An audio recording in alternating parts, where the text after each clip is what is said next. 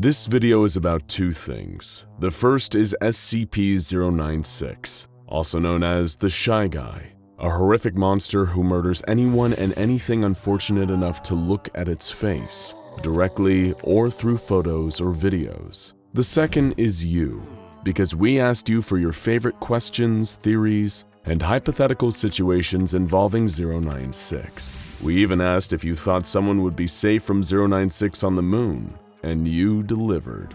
If you haven't watched our first video on the infamous Shy Guy, we recommend checking that out first, but feel free to stick around even if you haven't. First of all, let's take a look at the questions you had about the SCP Foundation's most dangerous introvert and see if we can't find some answers. How close would you have to be to trigger it? Like if it was 5 kilometers away, would it still count? The short answer is that 096's homicidal rage can be triggered from pretty much any distance. We'll get into some of the potentially crazy extents of this later on, but if you see the Shy Guy's face while you're sharing a dimension with him, you're in serious trouble. People who viewed the creature's face in different countries or even miles underwater have met gruesome ends. 5 kilometers would definitely not keep you safe. What were his origins and how strong is he compared to SCP-682?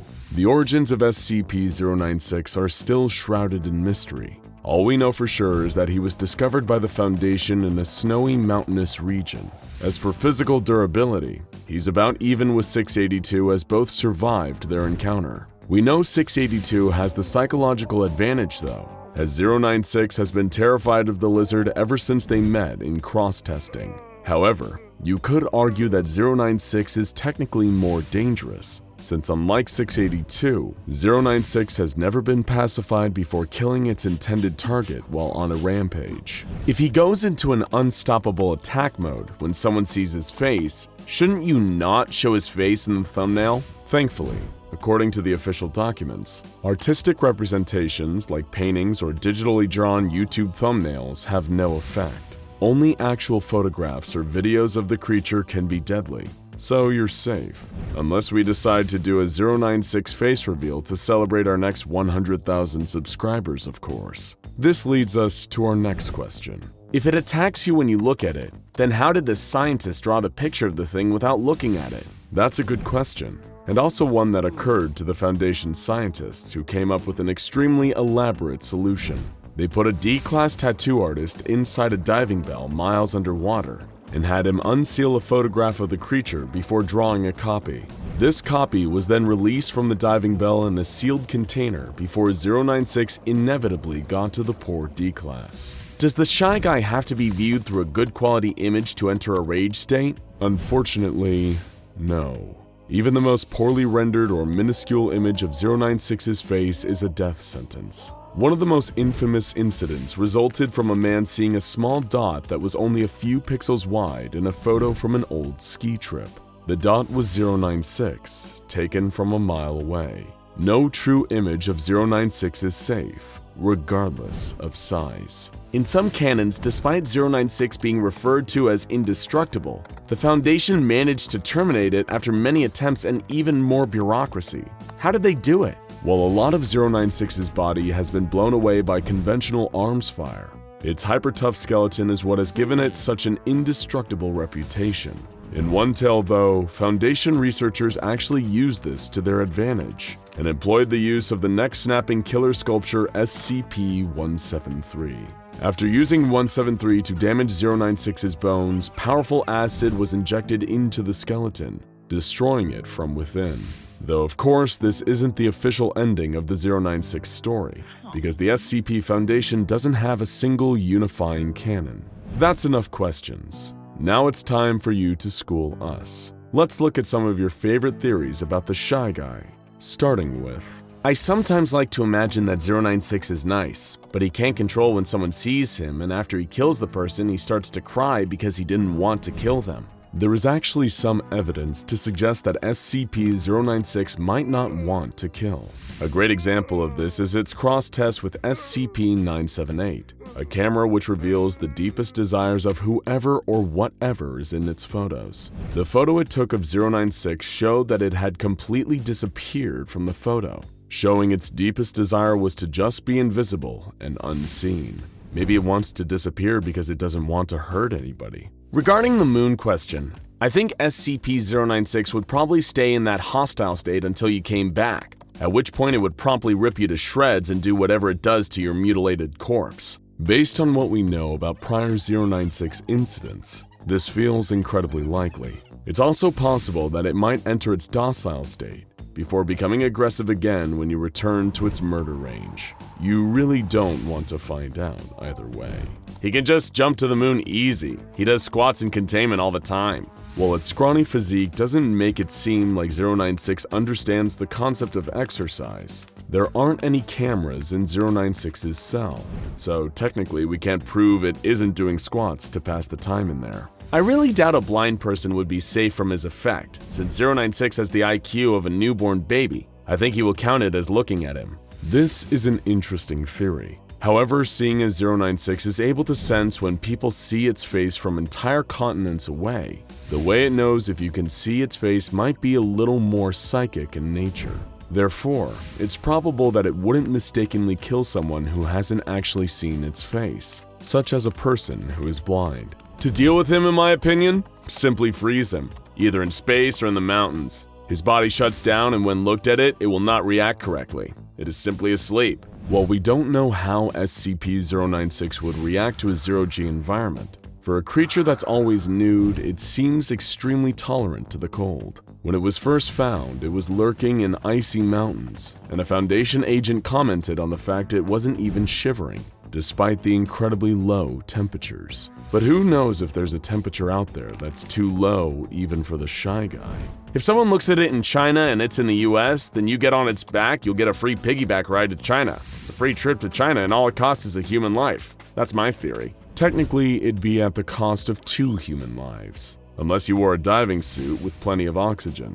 096 has proven to be an extremely proficient swimmer, but you'd have to maintain your grip across the entire Pacific Ocean while it journeys to China. In other words, it's technically possible, but we here at SCP Explained would rather pay for the round-trip flight. To each their own, though. But that's enough theories for now. Let's move on to the main event. Hypotheticals. You pose some great possible scenarios involving SCP-096, so we're going to see if we can find the answers. What would happen if someone looked at a picture of it while in or before entering another SCP's pocket dimension or mirror dimension? There aren't any canon examples to prove either way, but if there's any kind of consistent entry point into this dimension, it's likely that 096 would find a way to follow you in. If not, it's very possible that it may just wait for you to eventually return before bringing the metaphorical hammer down on you. So technically, if you were pulled into the old man's pocket dimension and he closed the portal, you'd be safe from 096. But then you've got a whole other problem to deal with. What happens if a person sees his face then gets their memory of the creature wiped? Considering how good the Foundation seems to be at wiping people's memories and their access to amnestics, if this worked, they probably would have made it standard procedure by now, so it's unlikely. What happens if a person looked at it and that person then went on a plane? Or just staying in the air or space, what would it do? 096 has shown the ability to jump up and destroy low-flying aircraft. But otherwise, it's likely that the creature would probably run to a point directly below you and remain there until you touch back down. Since you'll need food and water at some point and aircrafts need fuel, you'd probably just be prolonging the inevitable. What if the young girl was around it, so it tried to attack her but died trying? This is another interesting possibility. SCP-053 is a girl capable of causing homicidal urges, but causes fatal heart attacks in those who attack her. While we can't know for sure how a meeting between 096 and 053 would go, we can use her encounter with 682 as a potential template. Aggressive SCPs like the hard-to-kill reptile, perhaps having an innate knowledge of the danger that comes from attacking 053, tend to become strangely docile around her. It's possible that 096 would do the same. Would we be able to control SCP-096 with the help of SCP-035? The Possessive Mask, aka SCP-035, is undeniably a lot more intelligent than 096, and has even been shown to respond to reason on occasion. It's also been able to control almost every other entity it's been placed on.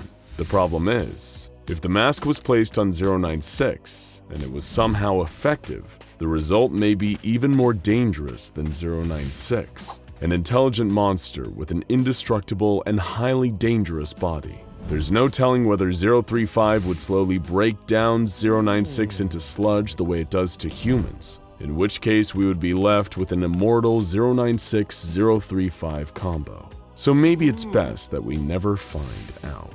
If someone were to be in the infinite IKEA and looked at a picture of its face, could it finally be contained? And if someone else looked at a picture of it outside of the infinite IKEA, could it escape and kill them? If so, how long would it take it? This is a great question.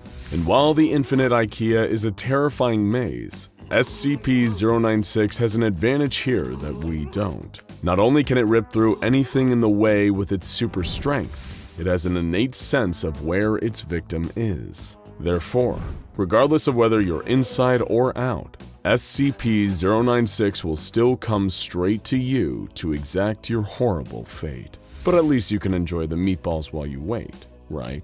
And finally, what would happen if 096 were led into a room full of mirrors and allowed or made to look at its own face? Would it smash the mirrors or try to rip itself to pieces? This is still a hotly debated issue to this day, which, thanks to the no-canon nature of the SCP Foundation, does not have a definitive answer. Some theorize that this would at least be an effective deterrent against SCP-096, while others suggest that it wouldn't be effective, because many believe that 096 is actually blind, and thus cannot see its own face. It can only sense when other people see it.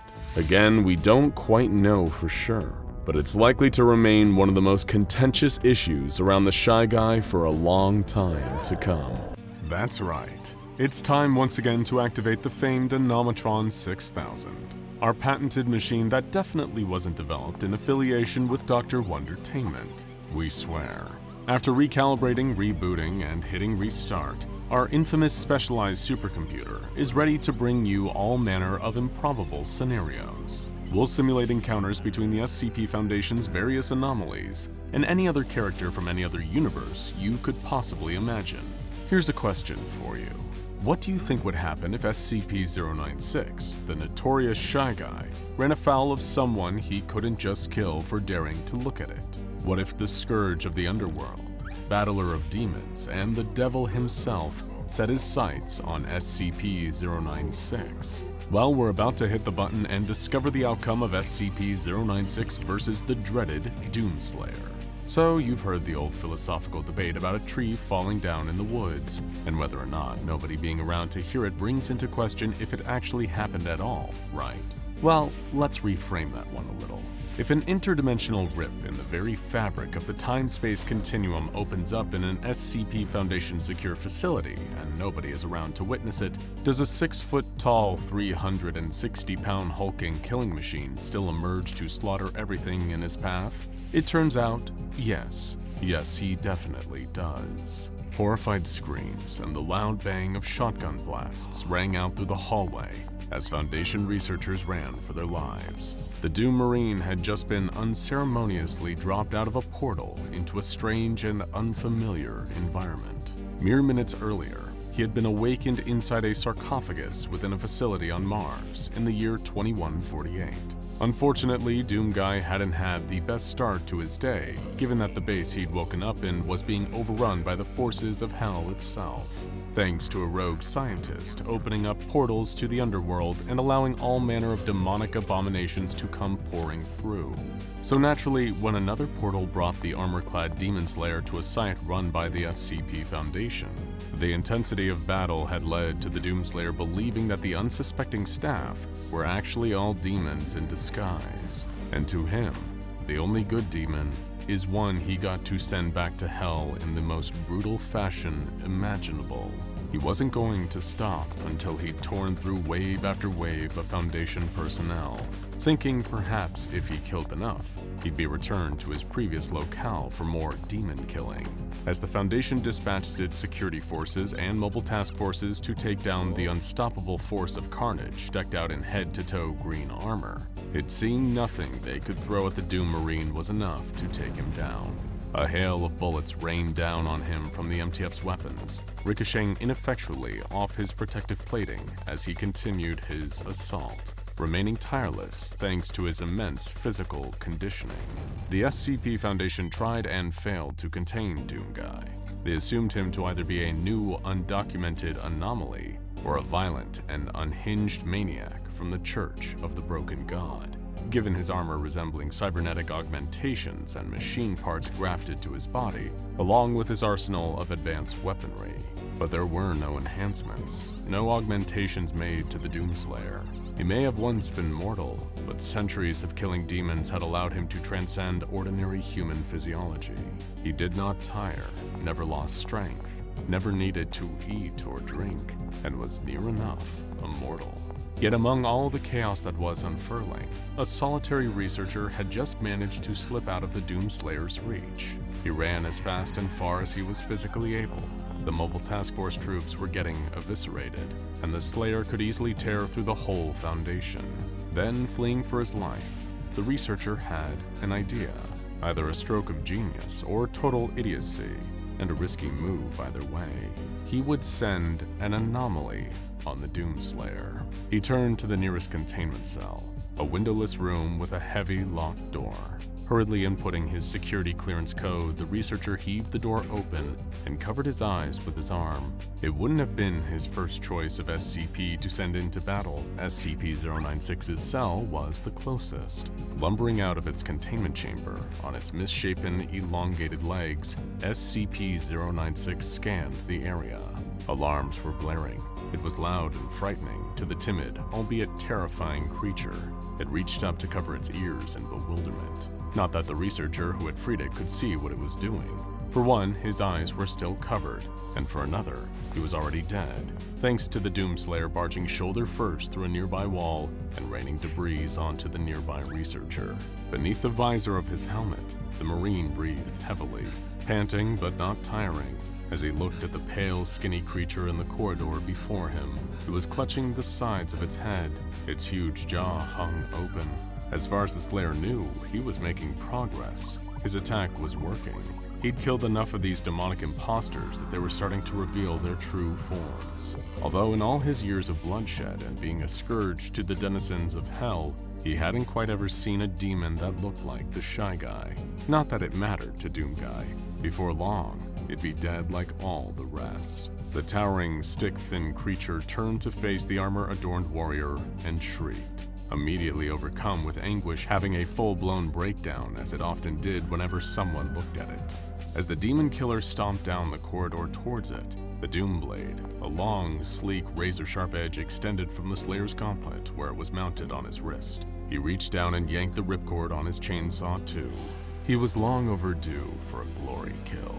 But before he could strike at SCP-096, the Shy Guy moved with impossible speed, faster than even the Doom Marine himself. It zipped behind the encroaching Marine, moving quicker than he could perceive. 1 second SCP-096 was crying and wailing in front of him, then not even a full second later, the creature was towering over Doomguy from behind. SCP-096 gripped the Doomblade and snapped it with ease, like breaking a twig before reaching its other long arm down and pulling the chainsaw from Doomguy's hand.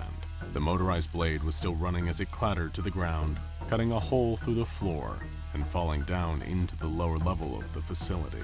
Enraged, as he very often was, the Doomslayer reached both arms back behind his head and gripped the elongated torso of SCP-096. The virtually immortal killing machine hurled the creature over his head with ease, thanks of course to his immense strength. Doomguy could lift objects far heavier than most ordinary humans, and carry heavy weapons without tiring. He had even grappled hand-to-hand with demons. Throwing the Shy Guy down the corridor like hurling a basketball was no trouble for the spacefaring slaughterer of Satan's spawn.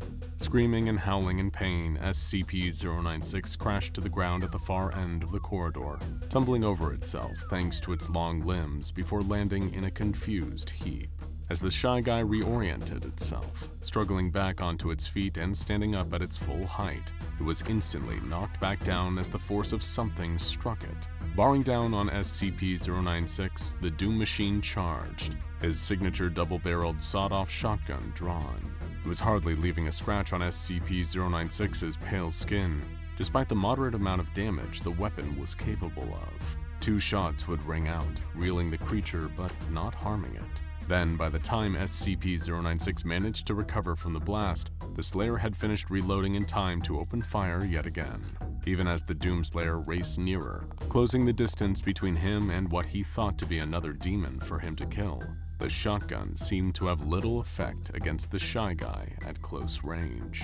Stowing the weapon, Doom Guy put all of his focus and energy into his charge, heavy boots stomping against the ground as he raced towards the Shy Guy, still stunned by the latest shotgun blast. Before the creature could steady itself, this time it was struck by another force, a heavy object barreling towards it. The Doomslayer shoulder barged SCP-096, sending the pair of them crashing through the nearest wall. They burst into a neighboring room, with the Doomslayer keeping a single-armed grip around the Shy Guy, while repeatedly delivering vicious punches to its gut with his other hand, not once relenting.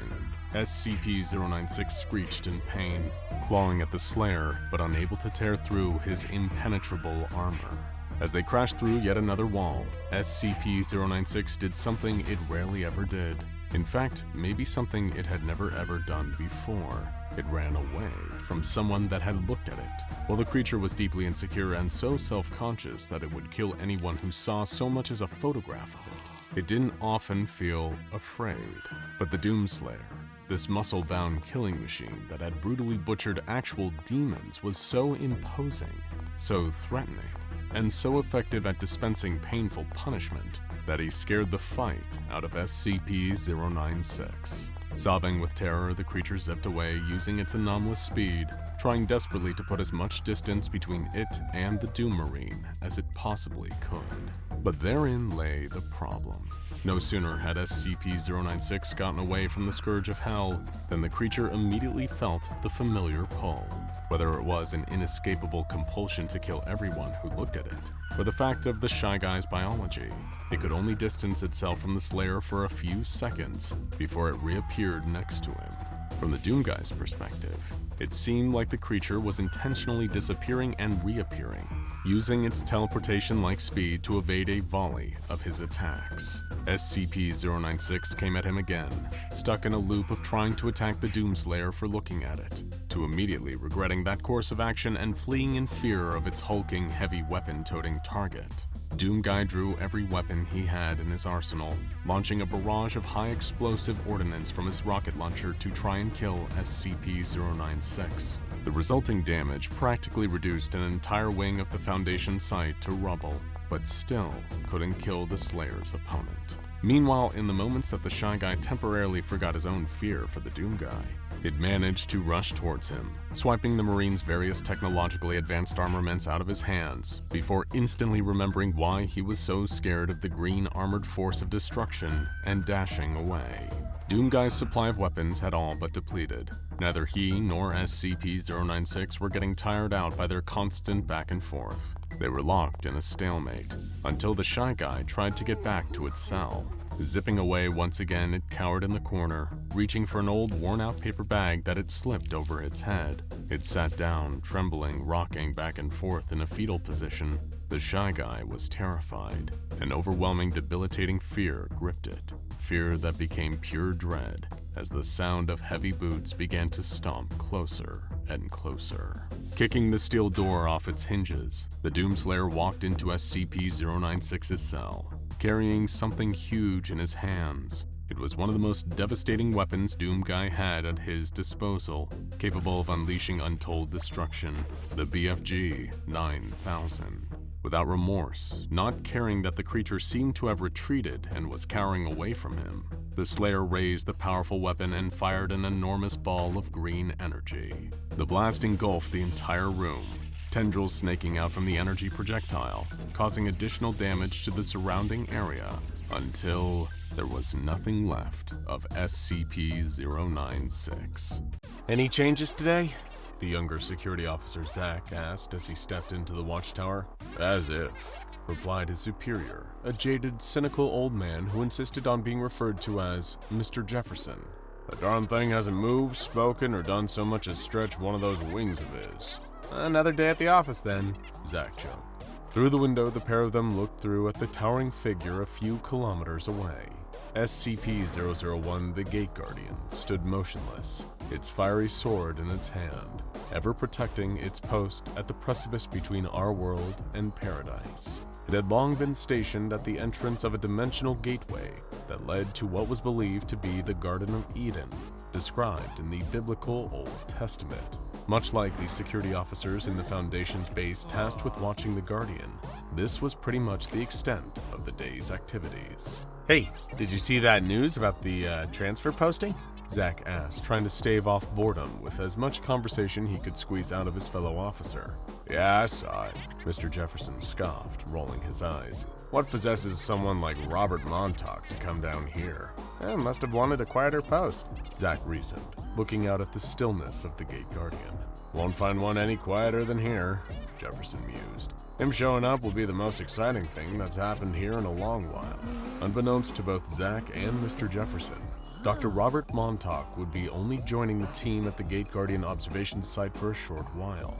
Not one of them, nor anybody else within the Foundation, could ever guess Montauk's true intentions behind venturing there in the first place. He wanted an audience with the Gate Guardian itself. Approaching the colossal 1,000-foot-tall being, Dr. Montauk crossed the threshold of the minimum safe distance from the Guardian.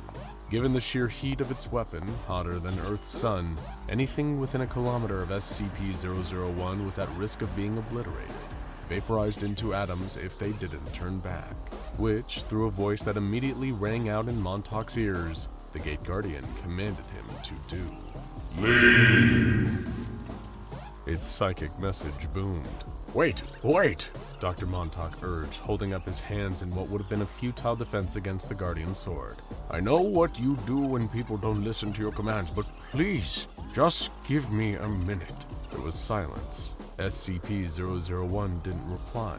There was nobody else close enough to hear Montauk speak to it. So, he continued. You are impossibly old. We know that much about you. And because of that, you must have seen things that we can't even begin to imagine, much less fully comprehend. But I've come a very long way to request that you impart some information to me, if you can. He paused again, as if waiting for a reply that never came.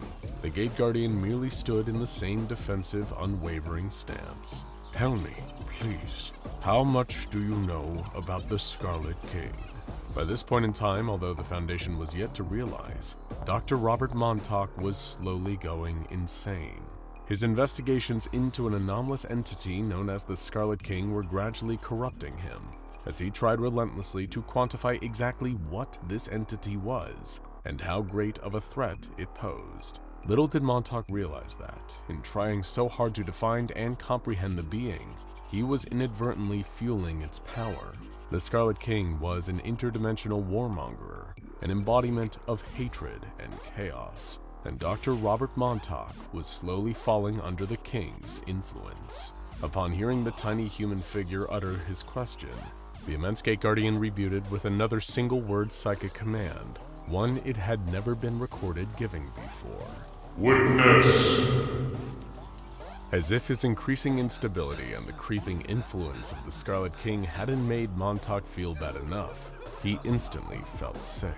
There was a searing pain behind his eyes, like he was staring directly at the sun, accompanied by a nausea that made his head spin.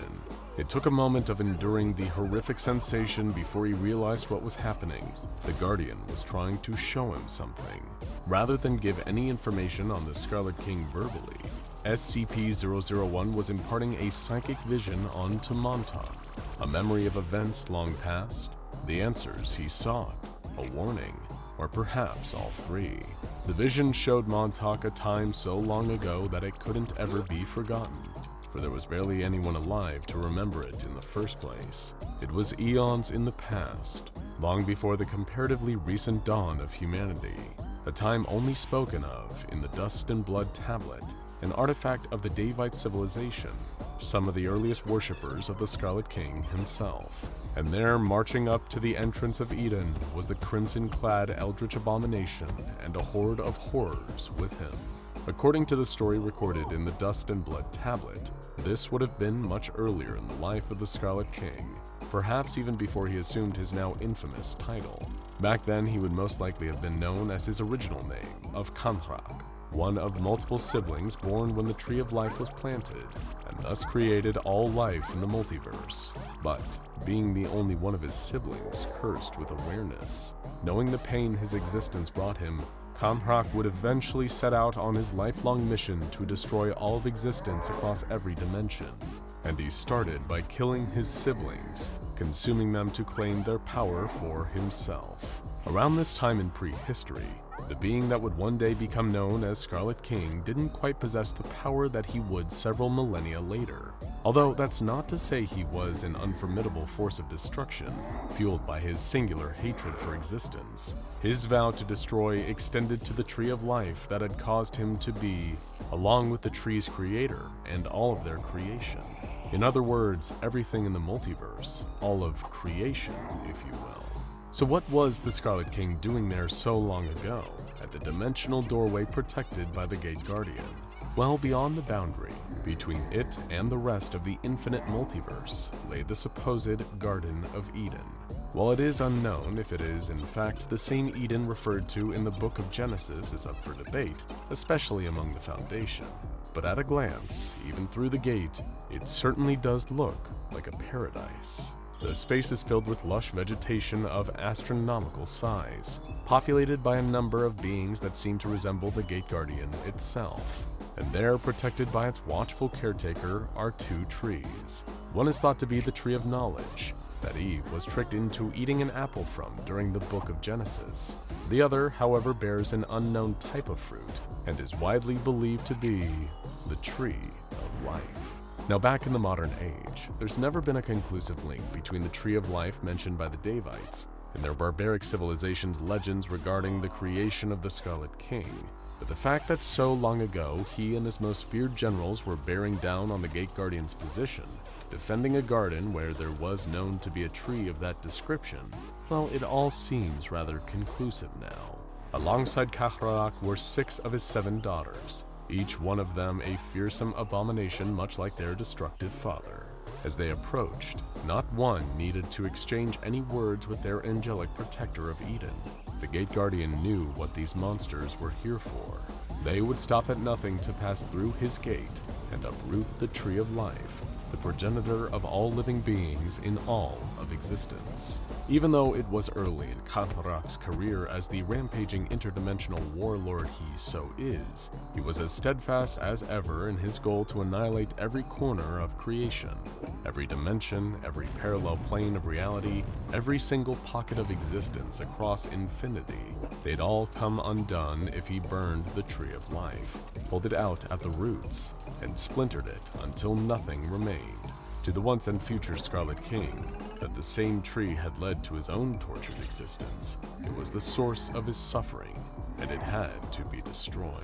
The only thing standing in his way was a figure as colossal as Kanrak himself, wielding a flaming sword. Leave! Boomed the psychic voice of the Gate Guardian. It was like a doorman standing before a group of rowdy teenagers trying to force their way into a movie theater.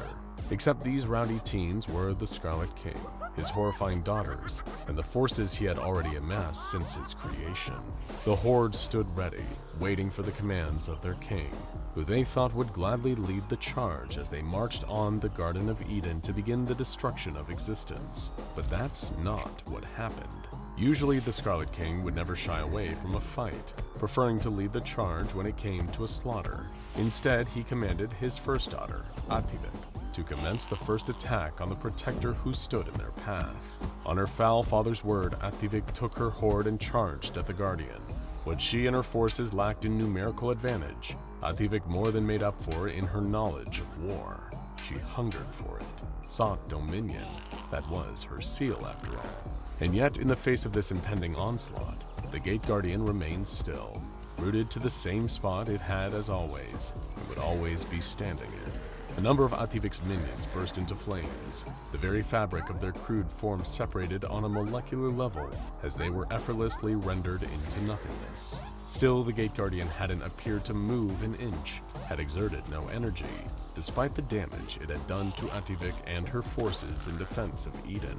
As his first daughter screeched and howled in despair at the decimation of her horde, her children, the Scarlet King decided he needed to better understand his opponent. With a wave of his clawed crimson hand, the king commanded his next daughter, Aghor, to send forth her own army.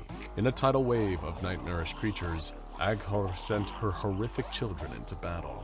She possessed a far greater quantity to do battle on her father's behalf. Perhaps Aghor even believed that was the Scarlet King's plan. With a greater number of her forces over her sisters, maybe she would be able to overwhelm the Guardian.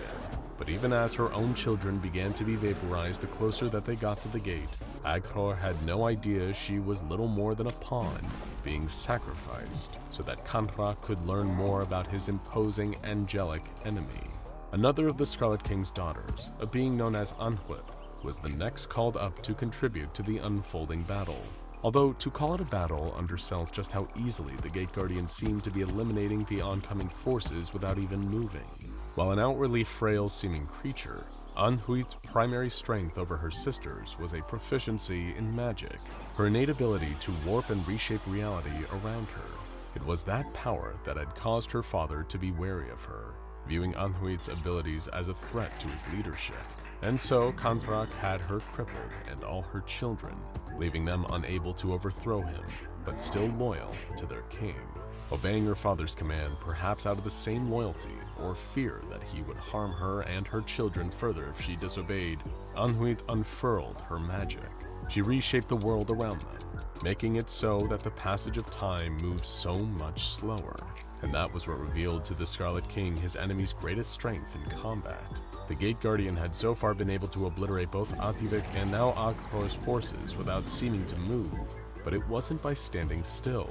It was moving, just much faster than the blink of Scarlet King's multiple eyes. Now that Anhuit's magic had slowed the passage of time, the Gate Guardian could be seen doing battle. As Aghor's atrocities spilled towards the angel to try and overwhelm it, it effortlessly blocked the oncoming attacks with its sword. Everything the flaming blade connected with instantly evaporated, bursting into atoms as they were practically cleaved out of existence by the Gate Guardian's mighty weapon. Even with time slowed to a crawl, the towering winged protector of Eden only appeared to be moving at an average speed. But when time flowed normally, without Anhuit manipulating reality, the Guardian was simply too fast to be observed. Resisting the urge to dive headfirst into the fight himself, the Scarlet King knew it would likely lead to his untimely demise. He refused to accept that. It could not happen, but he still had yet to amass the strength he would need as he continued his ascent. So while time was slowed to a crawl and the Gate Guardian was still engaged in combat with Aghor's forces, he turned to another of his remaining daughters, Adista. If the Scarlet King and his forces couldn't get past the Guardian, they could still try to get to the Tree of Life while the Protector's focus was diverted. Adistat unleashed a wave of pestilence, sickness, and disease spewing from her in a cloud of vapor, heading straight towards the Angelic Garden and Eden's entrance beyond. The Scarlet King knew this latest attack wouldn't phase or weaken the Gate Guardian. He hoped the foul smog would instead pass through the gateway itself into the garden. As Adistat sent forth her power, blood and ash soaked the landscape around them. All the plants outside the entrance to Eden withered and died, shriveling and decomposing as the disgusting fog rolled towards the gate. It washed over the Guardian, whose form only seemed to glow brighter as he repelled the pestilence. It was as if it didn't even need to think about it, still focused on finishing off the rest of the oncoming army. As its glow intensified, so did the fiery sword that the Gate Guardian swung with ease and finesse. Flames burst from the blade, the encroaching fumes catching fire, along with the air itself. It ignited in a wave of fire, a defensive inferno that repelled this latest attack. But for a brief few moments, while time stayed slow, before Anhuit's hold on reality inevitably broke, the king had sent forth Atilif. Of all his spawn, she was the most reserved, keeping mostly to herself, never speaking. She and her children could change their faces and forms, shift into anything or anyone, and walk undetected through the multiverse. And now her father was employing her incredible stealth abilities to slip behind enemy lines, while the Gate Guardian was finishing off the remaining onslaught from Kanhrak's other daughters. It was as Atilif drew near, creeping unseen closer and closer to the entrance, keeping the Scarlet King out of Eden, that the Guardian seemed to pause. It slowly, ominously turned its huge head, tilting until it was looking directly at Atilif. If its expression could be seen, maybe the Gate Guardian would almost be impressed that someone was able to sneak past it. After all, it was a feat that no other being in creation could ever hope to accomplish. But then again, with its steadfast conviction and dedication to its protective duty, maybe it would have looked upon Atilif with anger. With a cleaving swing of its scorching sword, the Gate Guardian unfurled a tidal wave of fire that engulfed everything around it. Not just Atilif, but Ativik, Aghor, and Adistat. All the king's daughters that had attacked so far, along with every one of their own children, were instantly obliterated. They were all reduced to empty, vacant spaces where they had once been, their atoms separated by the searing swing of the Guardian's weapon. The devastating blow by his adversary did little to deter the Scarlet King from his mission.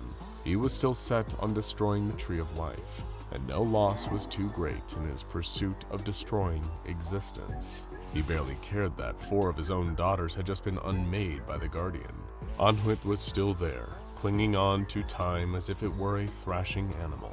The Scarlet King could simply make her restore her fallen sisters and their forces. He had lost nothing, but had held back for too long, and slowly drew his own weapon out of thin air. Wielding a sword that was as blood-soaked as the Guardian's was hot, the Scarlet King locked blades with the one being standing in their way. Both the ancient angelic defender and the attacking eldritch abomination were evenly matched. Every one of their vicious strikes against the other met with an equally strong parry.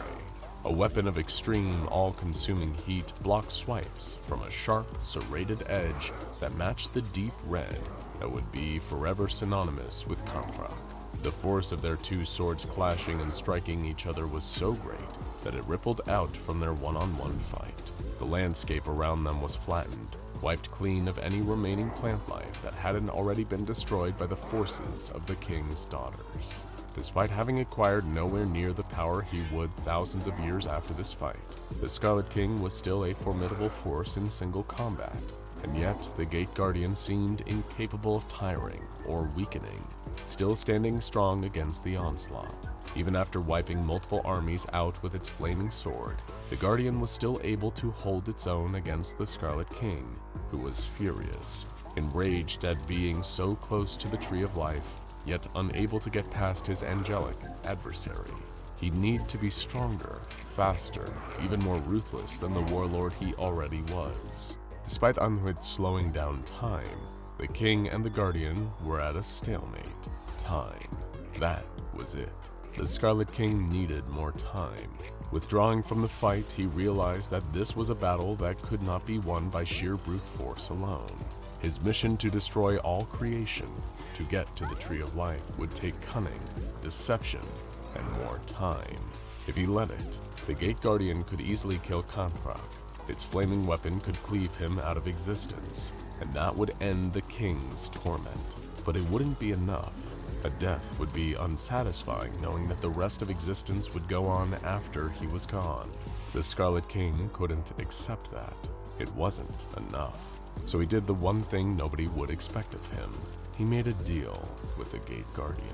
It was an action still fueled by his infinite hatred for all existence, his yearning for total chaos. The Scarlet King knew that one day, an event would arrive where the Guardian and the other beings like it in the Garden of Eden would spill forth and deliver judgment on this world. And when that rapture happened, the Tree of Life would be undefended.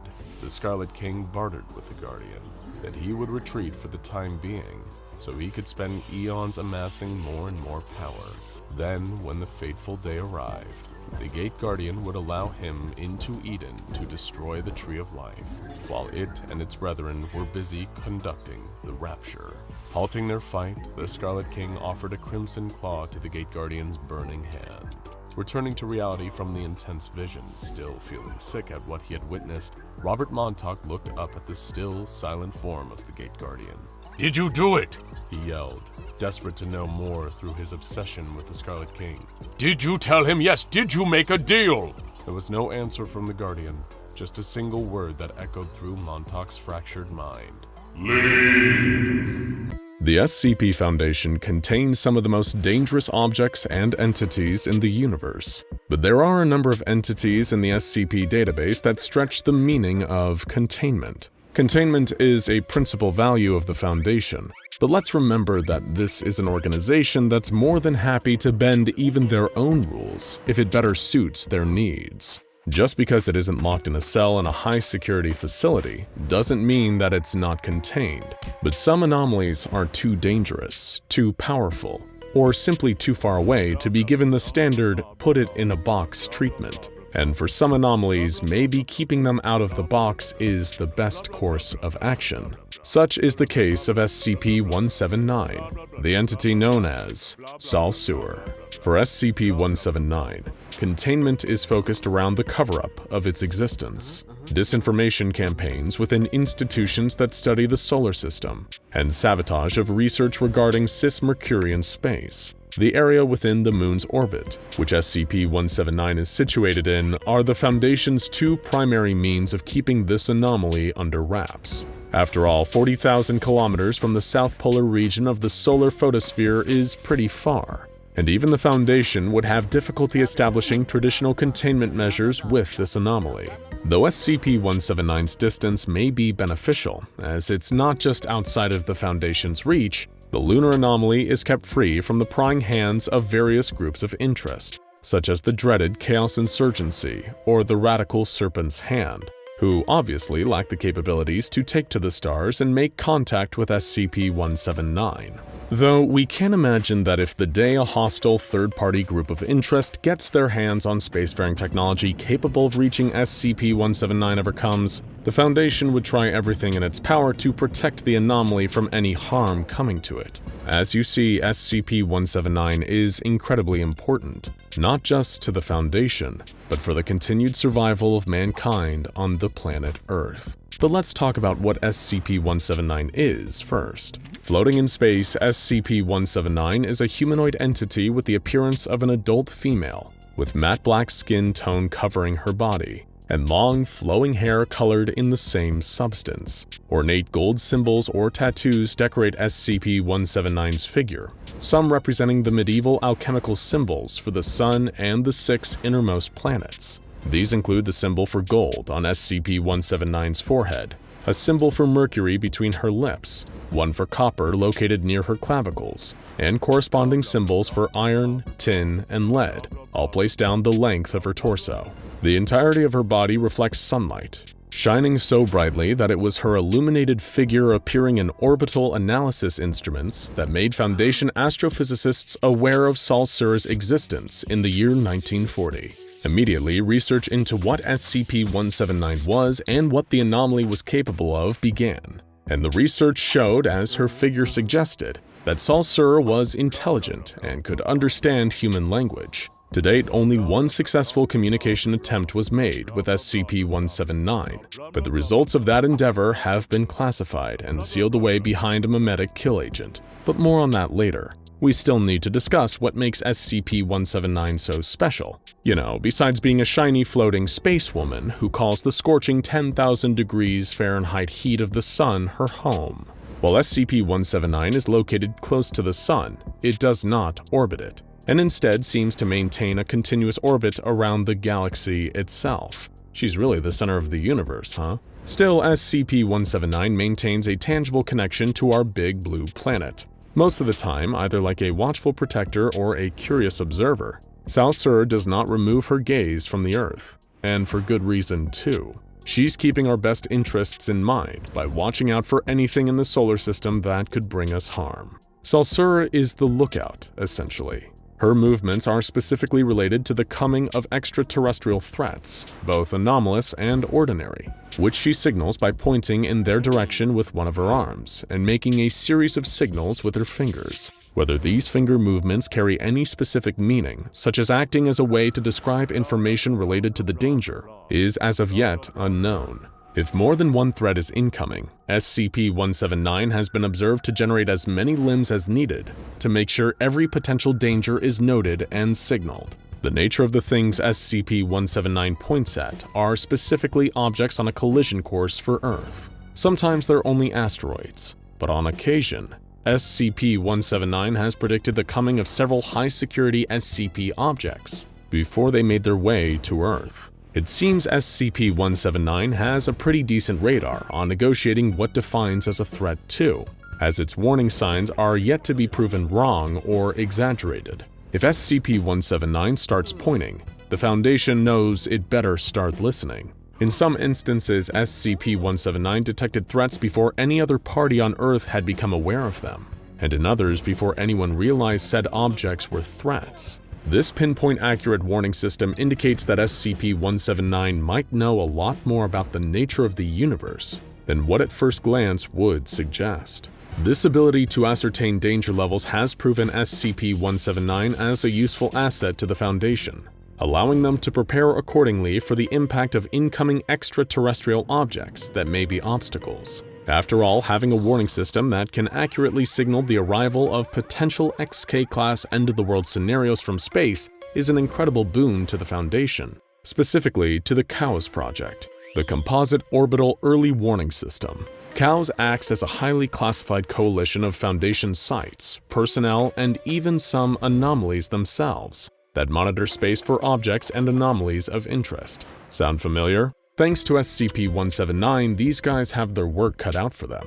We bet if you looked inside the COWS offices, they'd be playing ping pong and watching movies the entire time, with a probe observing SCP-179 set to trigger an alarm in case anything happens. Foundation budget dollars at work, but back to SCP-179. It was Sauelsuesor movements that predicted the arrival of several classified SCP objects, as well as general space debris, such as incoming asteroids. While this didn't mitigate the outcome of the object's collisions on Earth, which sometimes resulted in heavy collateral damage and civilian casualties that the Foundation had to discreetly cover up, it did allow the Foundation to plan their course of action for when the objects arrived in an organized fashion. SCP-179 even responded accurately to a Foundation test intended to grab its attention, in which an armed Type 11 dimensional weapon was fired from Area 08, and was identified by Sauelsuesor when the shot reached 3,670 kilometers above the planet's surface.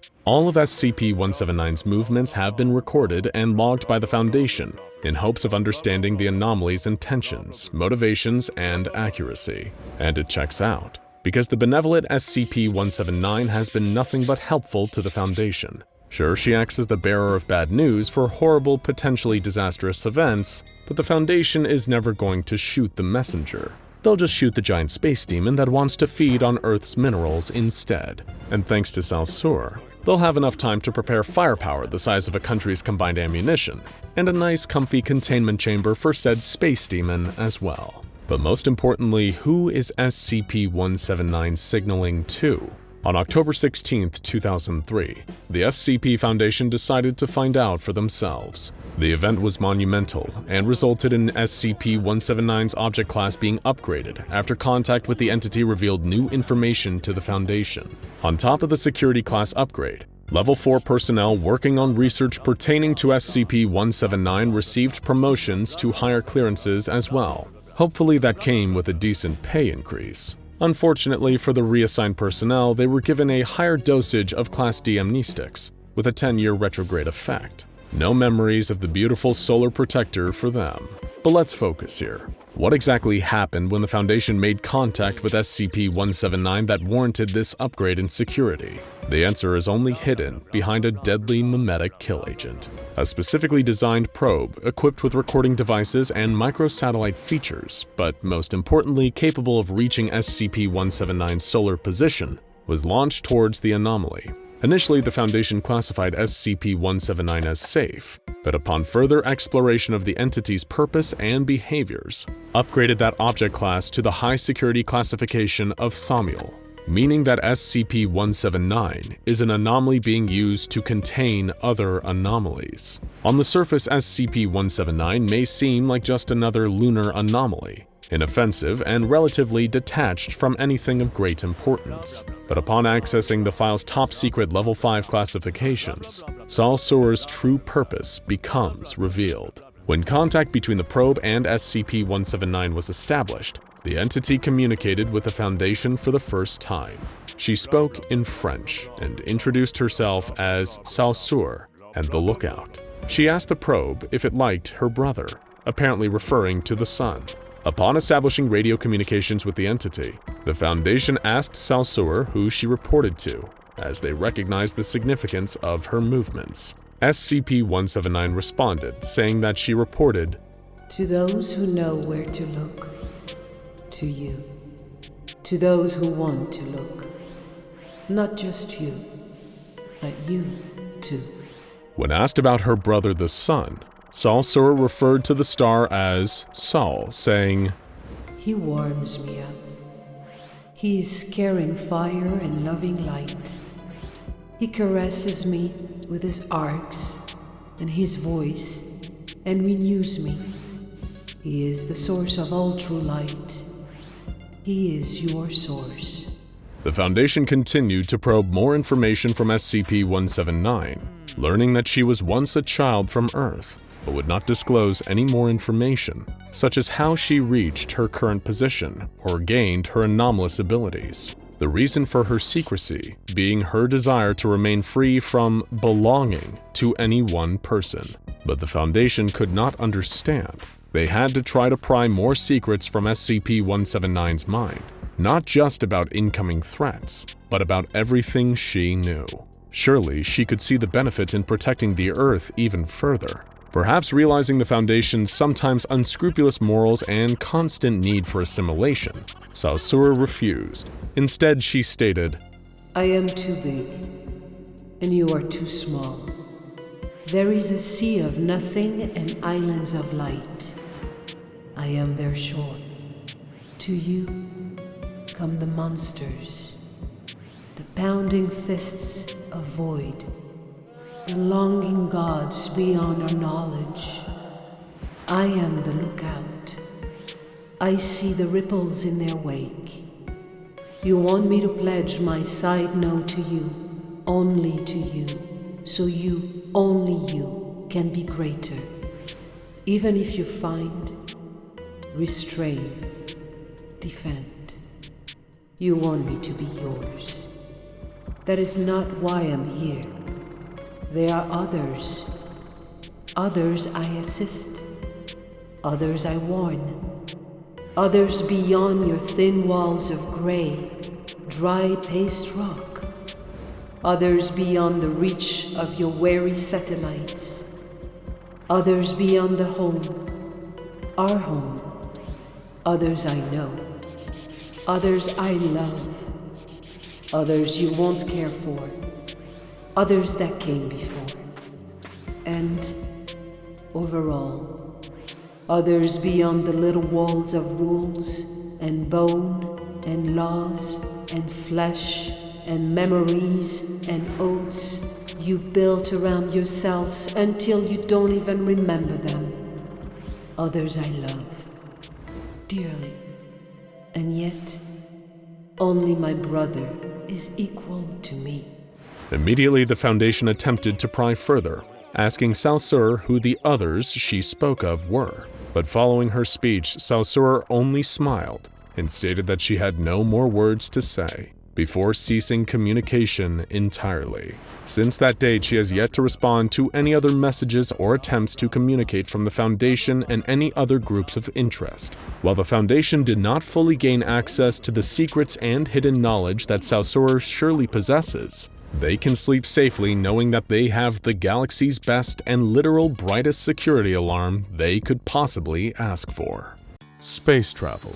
It's one of humanity's most truly miraculous achievements, building the technology to defy gravity and journey into the stars above, a place our ancestors could only dream of going. Throughout history, Humans have found gods and heroes in the constellations, and today when we look up into the sky, we have the privilege of knowing that flesh and blood mortals live up there alongside them. It's humbling, inspirational, and a downright awesome thing. But of course, there's always going to be naysayers, people who just want to rain on our interstellar parade. And nobody fits this bill harder than people affected by an anomalous phenomenon classified by the SCP Foundation as SCP-2001, the Space Oddity. And before you ask, no, the late David Bowie is not and never has been an SCP. To truly understand this anomaly, we need to take a look at 3 different people who are affected by it to varying degrees. Let's start with your friend Kevin. Even if you don't have a friend called Kevin, you definitely have at least a casual acquaintance just like him. Kevin is a very confident man with plenty of ill-informed opinions he'd be more than happy to argue about until the heat death of the universe. He's the kind of guy who can turn a discussion about your favorite movie into World War III, but you never knew until recently that he held such strong opinions on space travel.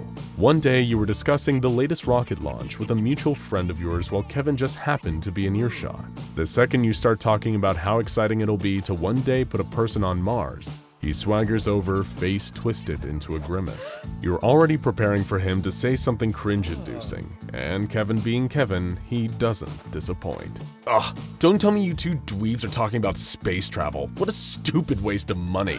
You guys know there's nothing but rocks up there, right? Aliens don't exist. It's all just another excuse for dumb scientists to waste my tax dollars on playing with their stupid toys. How about you two talk about something that really matters? You may be thinking Kevin is just a jerk, and he definitely is, but he's also a victim of SCP-2001. You see, 2001 is described as an anomalous series of neural oscillations that occur during 3 of the 4 stages of sleep, namely NREM, or non-rapid eye movement sleep. During one of these 3 stages, the amygdala, a part of the brain also known as the lizard brain, enters a heightened state of activity for 10 to 15 minutes. Once the process has started, even waking up the affected individual will do nothing to stop the actual infection.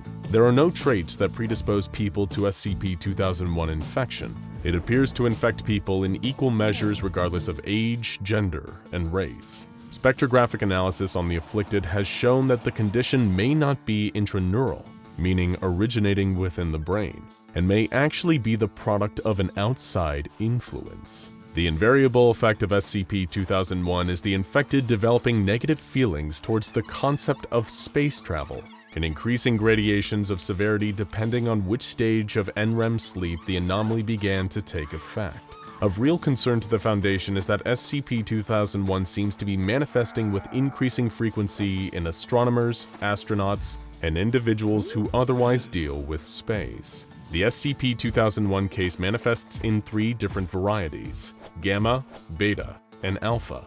Each variety has its own unique traits and idiosyncrasies. We've encountered a Gamma type already, your dear friend Kevin. This is the most mild type of SCP-2001 infection, and also the most common, affecting at least 1% of the global population. It occurs for those who were infected during the 2nd stage of NREM sleep. People with Gamma-type SCP-2001 infection will, for the most part, seem like their normal selves, save for a disparaging attitude towards the concept of space travel.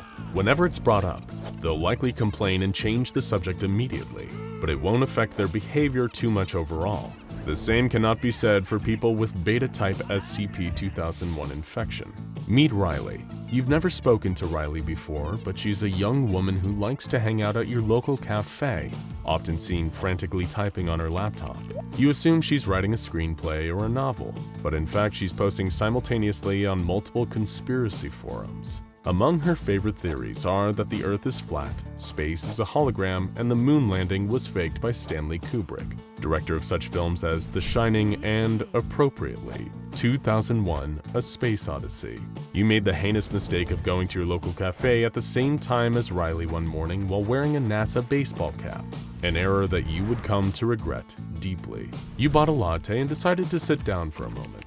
just the briefest little rest, but that was all the time Riley needed. Her eyes seemed to burn with hatred. You asked if there was anything you could do to help her, and she responded. You're just buying into some propaganda. Do you have any idea what NASA really stands for? It's never a straight answer. All their supposed achievements, the moon landing, the ISS, dehydrated astronaut food, it's all a big sham. NASA is just some slush fund for corrupt government officials. No human has ever been able to survive in space. It's too dangerous. Anyone sent up there will die immediately, no exceptions. And even if they did, it would be pointless. Space is just a dark, infinite void that goes on forever. It's just a big pile of dangerous lies. Oh, my goodness. Feeling awkward, you decide to just get up and leave. That's when Riley grabs your NASA cap right off your head and throws it in the trash. That's fine.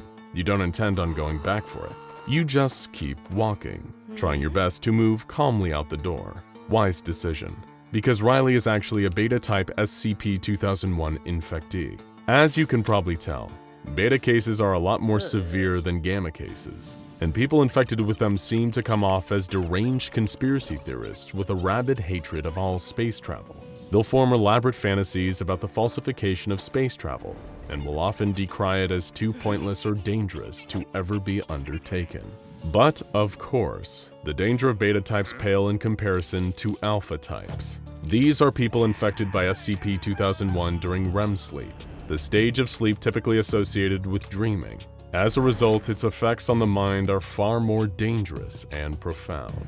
Take, for instance, the tragic case of SCP Foundation junior researcher Martinez. He was one of the many operatives stationed at Foundation Outpost 12, a complex that works in coordination with NASA to launch both manned and unmanned missions into space on behalf of the Foundation's interests. It's a valuable asset to the Foundation in investigating and combating space-based anomalies. Martinez, who had previously spent time working with SCP-2001 infected D-classes, was part of ground control, something that would prove to be a literally fatal oversight on the part of the Foundation.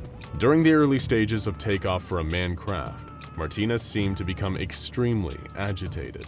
Over time, this agitation steadily increased and eventually became a full-on breakdown as the rocket ascended. He pulled out some kind of strange, anomalous control device and began disrupting the operations of the rocket. Martinez was shot dead by guards as a defensive measure, but it was already too late.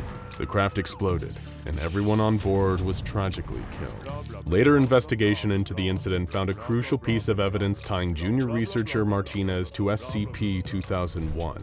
They discovered a journal entry he'd written shortly before his breakdown, which seemed to have been written in a completely different style to prior entries, implying that some kind of massive psychological shift had occurred.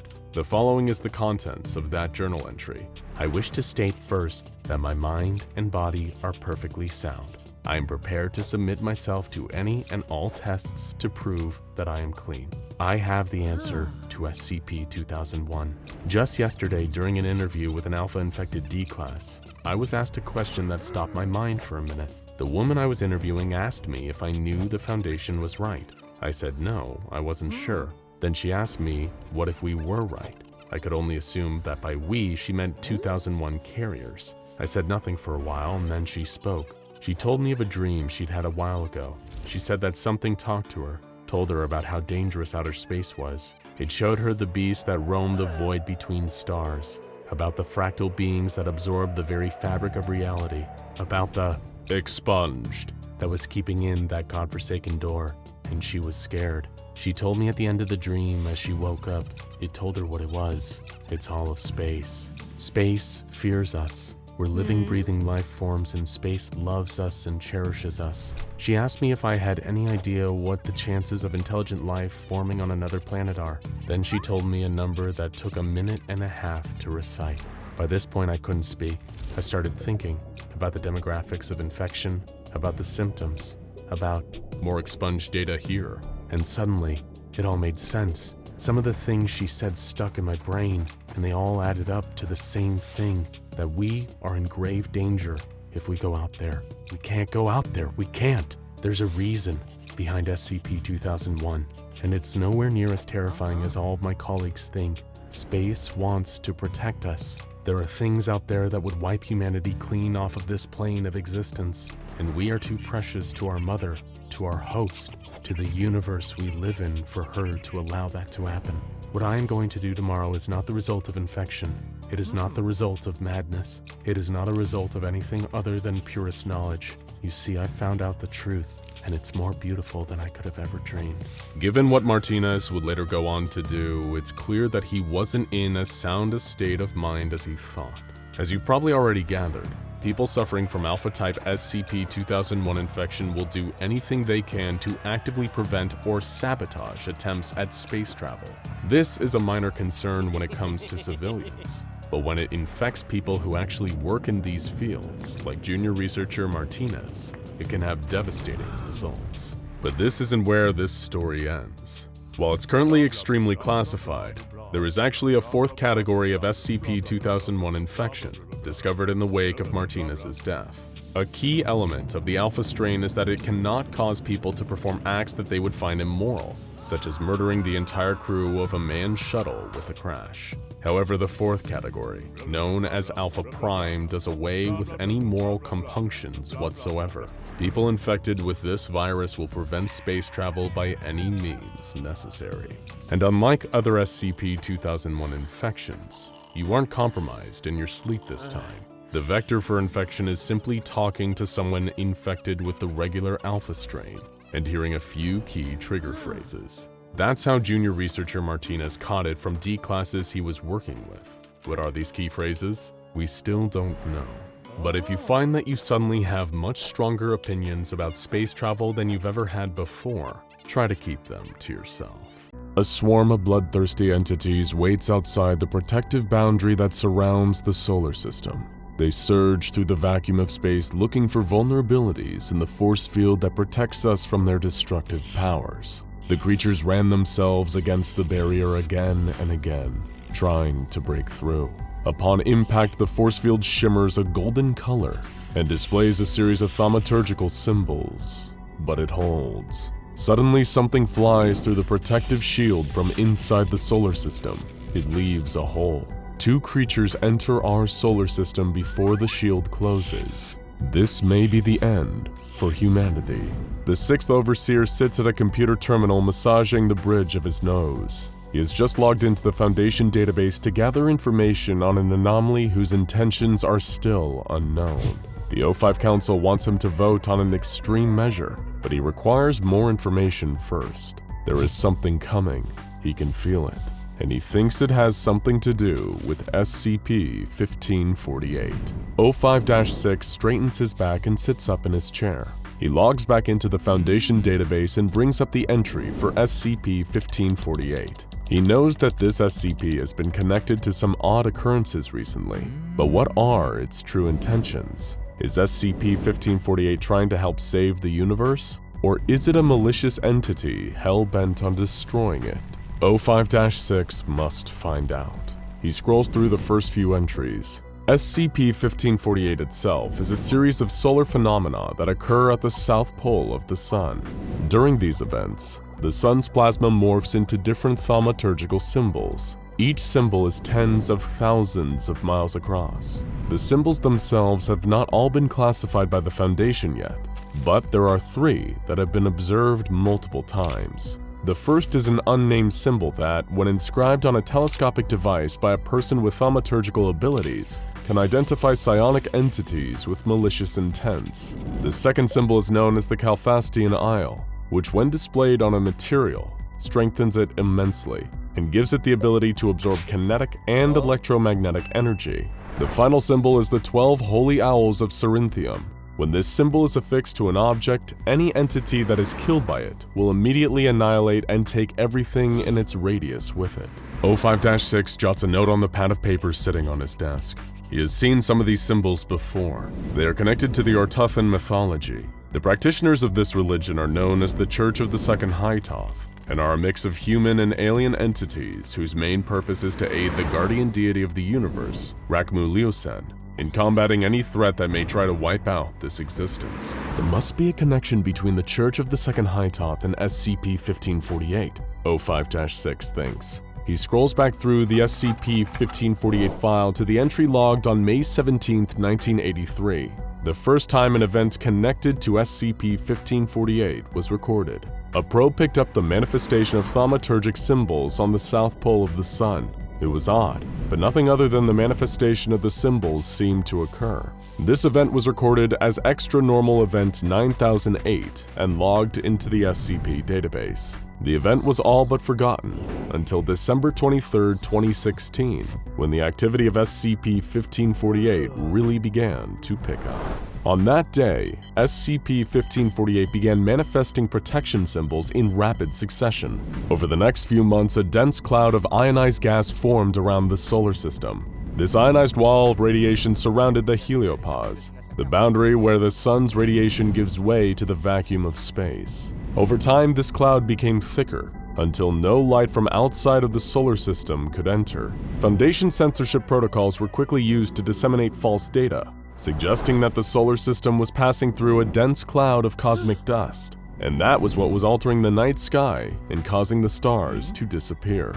But as O5-6 continues to scan the files, he knows what the true cause of this phenomenon is. It must be SCP-1548. But why? Is the anomaly trying to protect us from something outside of our solar system, or is it trying to trap humanity within, with no means of escape?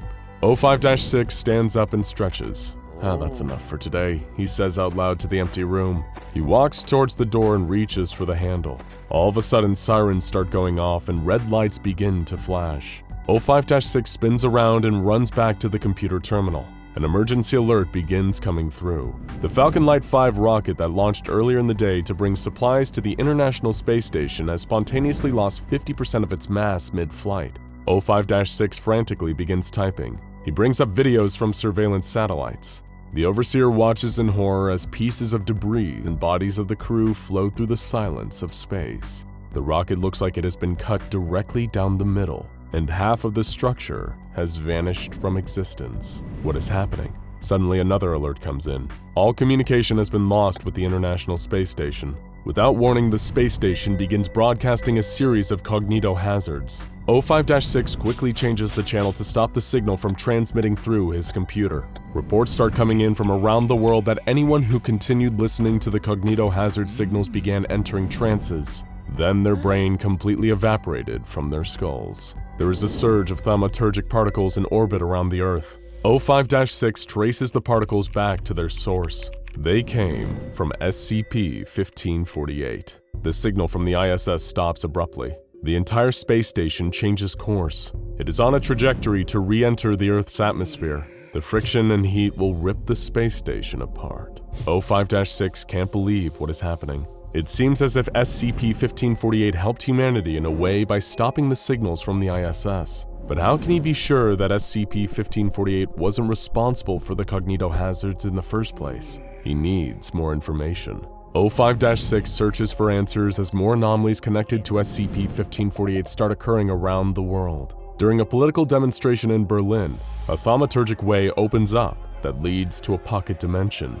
Soon after, the appearance of the portal, Koru Archpriest Farah Atenis, the leader of the Church of the Second Hytoth, makes an announcement. He claims that the way leads to a shelter, which will protect people from the coming doom of the universe. The people in the area, along with the members of the Church of the Second Hytoth, make their way into the portal. 2 undercover Foundation agents follow the group. After everyone has entered, the way immediately closes, and there is no further contact. What does the Church of the Second Hytoth know that we don't? O5-6 wonders. He continues monitoring the situation and looking for answers. Suddenly a message comes through all Foundation channels. It is coming from the sun. It is not SCP-1548. Instead, it is SCP-179, the humanoid permanently in space near the sun. 179 sends out one clear word in its signal: defend. Who is SCP-179 talking to? O5-6 thinks. What needs to be defended? Is it humanity? Our solar system? The universe? Another alarm begins to go off. What now? O5-6 screams. He brings up the alert. The screen flashes to the moon. O5-6 focuses in on where the alert is coming from. It is a Foundation base called Area 32.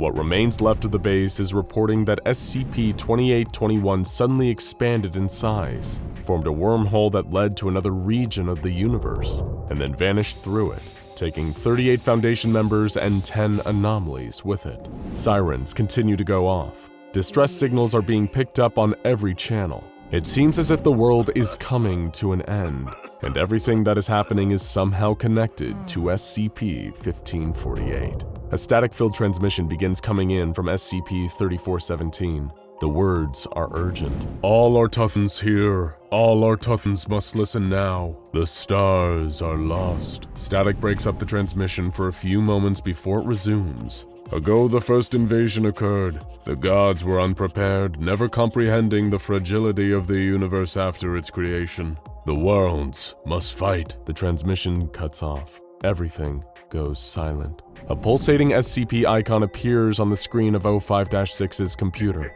It is the part of the puzzle he has been waiting for. In 1999, the O5 Council unanimously voted to launch a mission called Seraph-1 to explore beyond the heliosphere.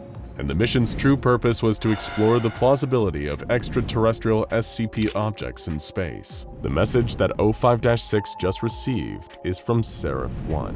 It is relaying information back to Earth. The video shows the barrier of ionized radiation that SCP-1548 had created glowing orange at the border of the heliopause. The radioactive wall seems to be made up of complex geometric patterns, around 6,000 miles across. Seraph-1 accelerates towards the barrier.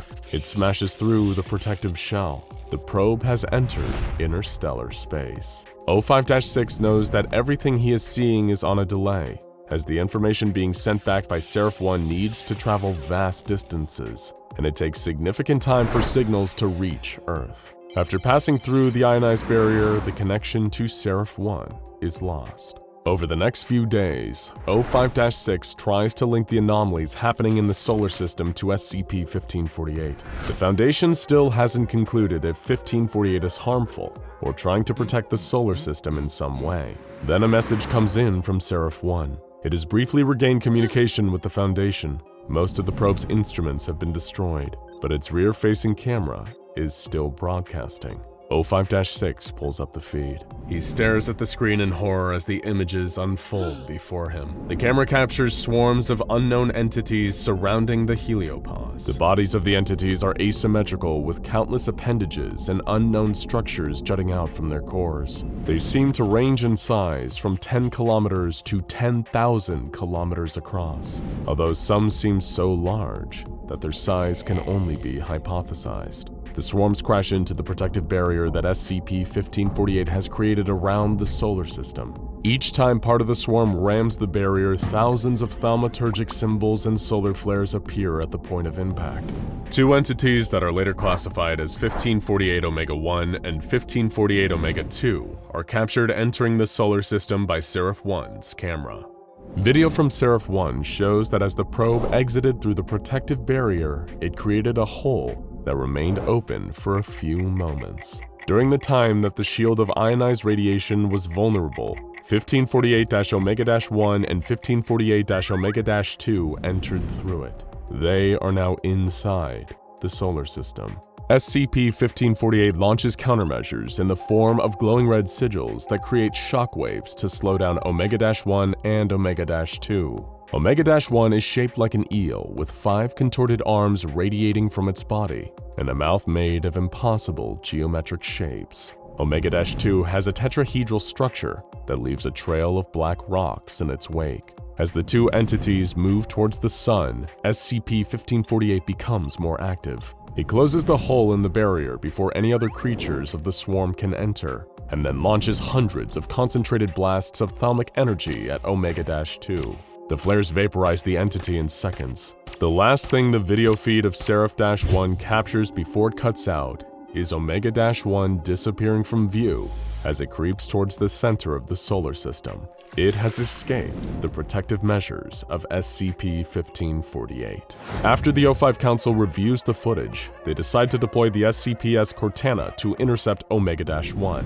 The orbital vessel is fully equipped with experimental anomalous weapons and propulsion systems. The Council is sure that the Cortana will be able to destroy Omega-1. Data coming in from other satellites indicate that Omega-1 has destroyed Pluto and other Kuiper Belt objects. It is slowly making its way to the center of the solar system, annihilating everything in its path. The Cortana intercepts Omega-1 near Jupiter and engages the creature. After 10 minutes of battling, communication with the ship is lost. Probes in the area capture footage of the Cortana and Omega-1 in mid-battle, when they are suddenly surrounded by a black substance and both vanish from sight. O5-6 and the other council members watch in anticipation, unsure of what has just happened.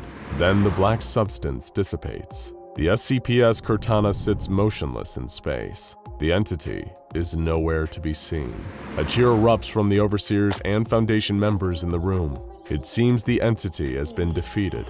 Then, without warning, the Cortana accelerates rapidly. It is on a collision course with Mars. As the ship hurtles past one of the probes in the asteroid belt, the Foundation members see an organic mass resembling that of Omega-1 attached to the hull of the ship. The Overseer Council watches in horror as the SCPs Cortana smashes into the red planet, leaving a crater 250 miles wide. The energy released from the impact instantly ionizes the thin atmosphere of Mars, causing the surface to turn into molten rock. From the epicenter of the impact crater, a black organic mass begins to crawl across the planet. The Overseers are frozen in fear. But SCP-1548 immediately deals with the entity that is devouring the surface of Mars. From the Sun comes the largest SCP-1548 instance ever recorded. A solar flare is jettisoned towards Mars. The impact causes a fusion reaction so intense that for a moment, Mars shines as brightly as the Sun.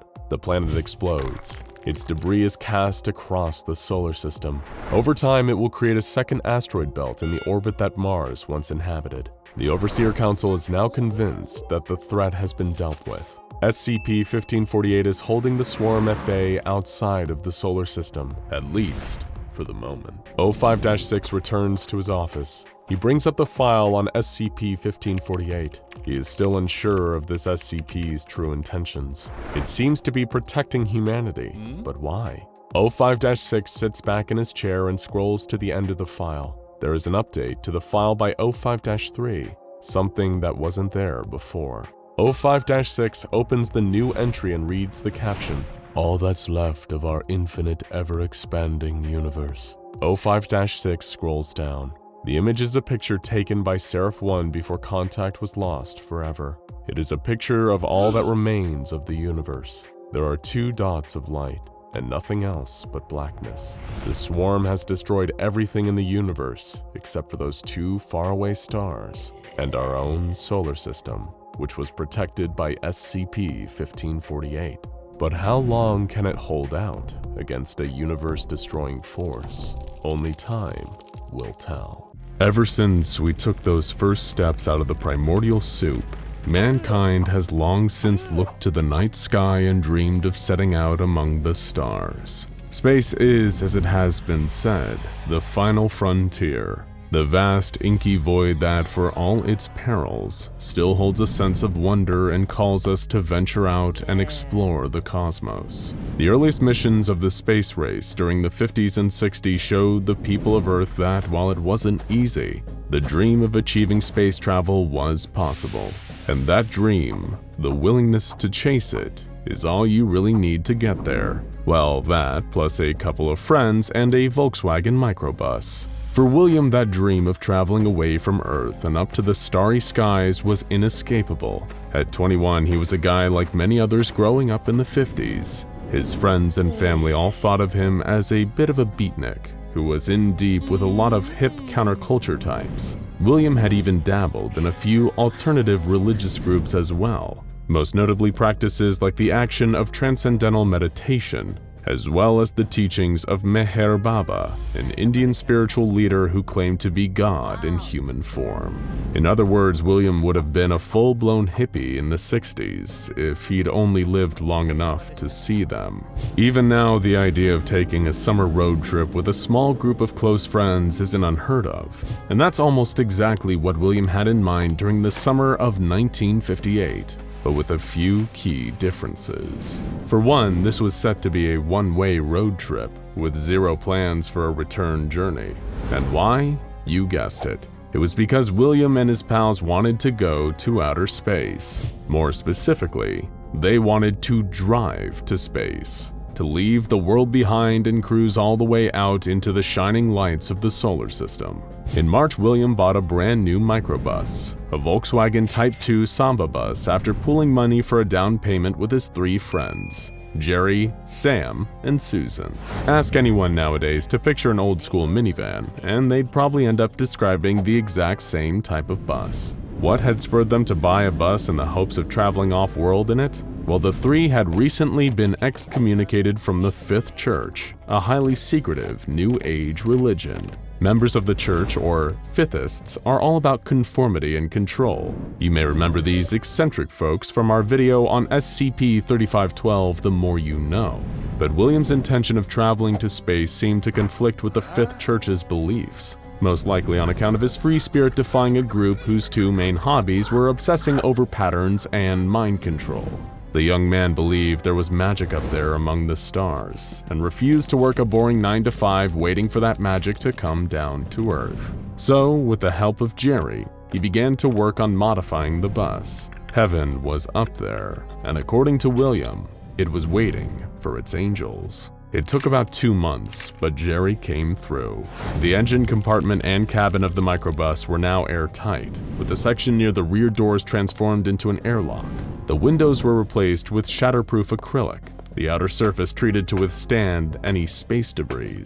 The gas tank had been replaced with technology decades ahead of its time, but the steering wheel, gear shift, handbrake, and pedals all functioned exactly the same.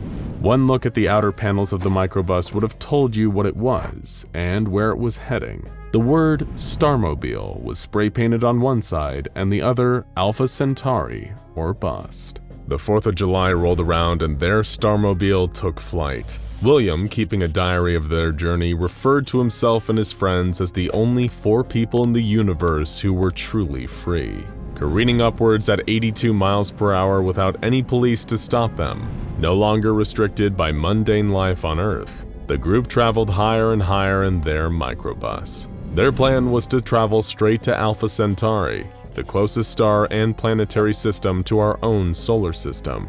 Thinking their journey would only last a few short weeks, William and his friends waved farewell to Earth. The bus had everything on board that these intergalactic travelers could possibly need, from bedrolls and pillows to sleep on to enough dehydrated food to feed the 4 of them for 3 whole months in space. There was even room aboard the microbus for Susan's cat Millie, as well as all the comforts of home.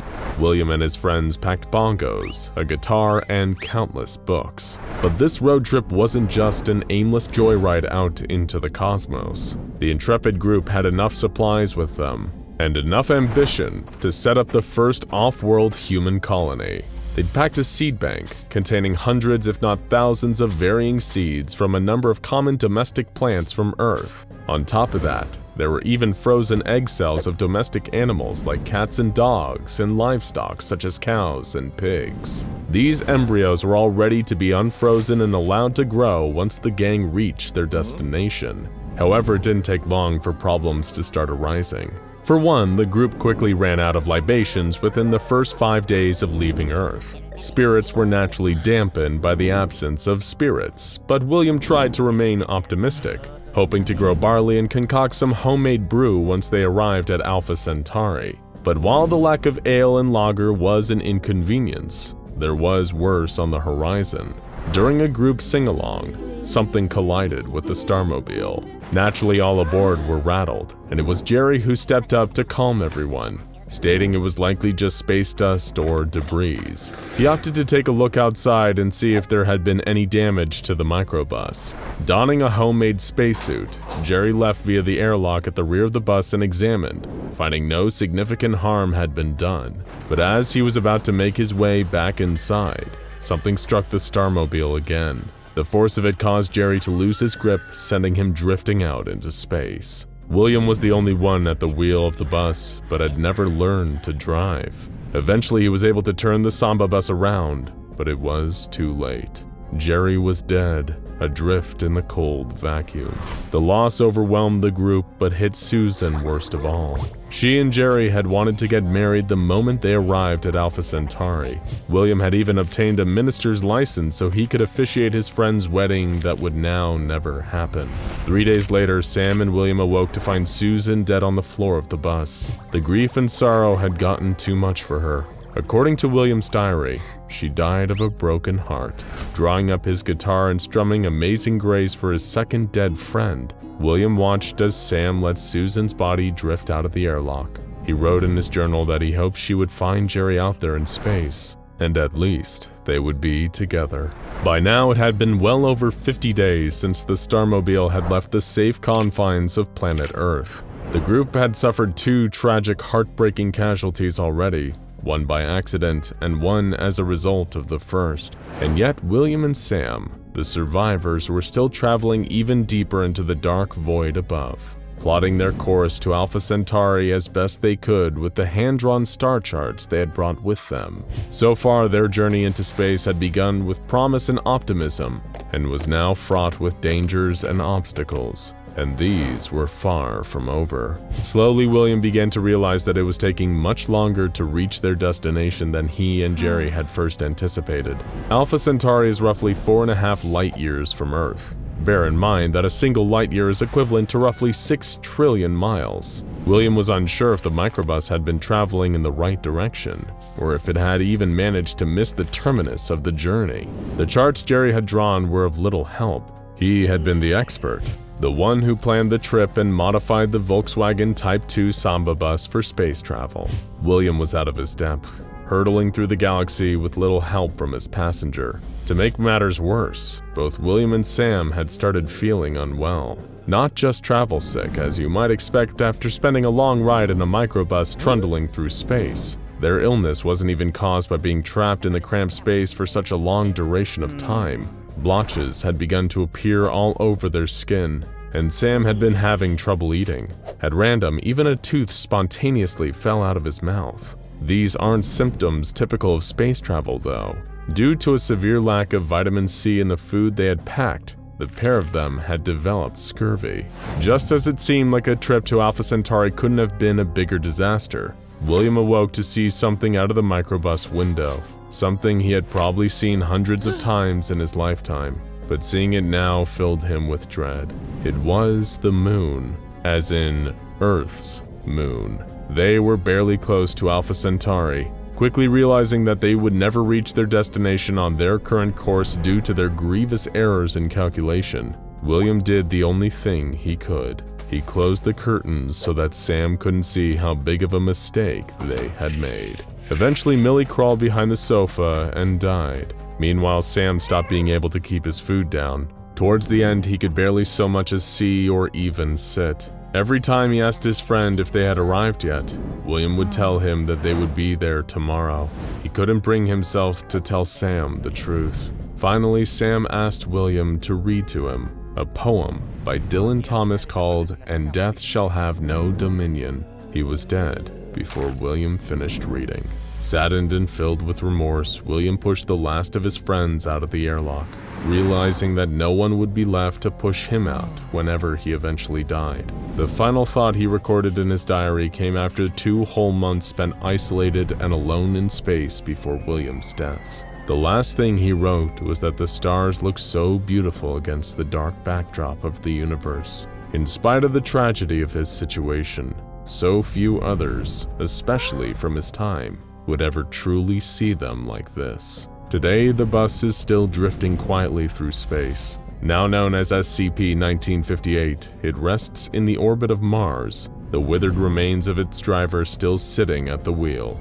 William and his friends never made it to Alpha Centauri. In fact, it would have taken them almost 40 million years to reach it. They never saw their dream come to the ending that they had planned. Instead, William, Jerry, Sam, Susan, and Millie the cat all died among the stars, driving their magic bus, their Starmobile, out into the unknown. For them, space, that final frontier, had a lot more finality to it. The SCP Foundation's most famous anomalies are legendary. From the notorious 682 and its acid bath to Pesterbot, some SCPs are instantly recognizable from only an image or a few sentences of information. But the SCP Foundation also encompasses endless universes and possibilities, and that means endless variations on these iconic anomalies. Maybe in one reality, 173 is simply one of many terrifying statues, or perhaps 682 is an heir to the infamous Infernal Scarlet King. And of course, there are other versions of the Foundation itself too. From worlds where they are known as the Foundation Incorporated and seek only to line their own pockets, to realities where the Foundation is a theocratic organization holding the line after the apocalypse. What follows is a peek into one such alternate universe and their version of one of the Foundation's most mysterious and enigmatic anomalies. Can you guess what it is? Some people think that the Foundation operations are limited to land, air, and sea. To some extent, they're right. While the vast majority of anomalies exist on Earth, the O5 Council knows that space is infinite, and that means infinite possibilities for other anomalies. That's why the Foundation has sites on the Moon, on space stations orbiting the Earth, even installations on Venus and Mars. There are even rumors that the Foundation retains their very own small fleet of space shuttles to move some of the particularly dangerous anomalies off-planet, where they pose no risk to society. But space goes well beyond just our neighboring planets. The Foundation also invests heavily into exploring deep space, so that they might find anomalies like the Hateful star before they pose a danger, rather than after. To this end, they've sent a small army of space probes, equipped with advanced sensors and rudimentary artificial intelligence, in every direction away from our planet to scout for potential anomalies. But the issue is that sometimes the probes actually end up encountering anomalies. Such is the curious case of Probe H9, which disappeared under mysterious circumstances while scouting a potential anomaly in a completely empty, barren region of deep space. The Foundation assigns an internal investigator to the case, one Geoffrey Davies, who schedules a sit-down with Isaac Miles, the chief technician in charge of the probe and many others under Foundation command. Probe H9's AI system, known as PH9, was in communication with Miles throughout its strange journey, right up until the end.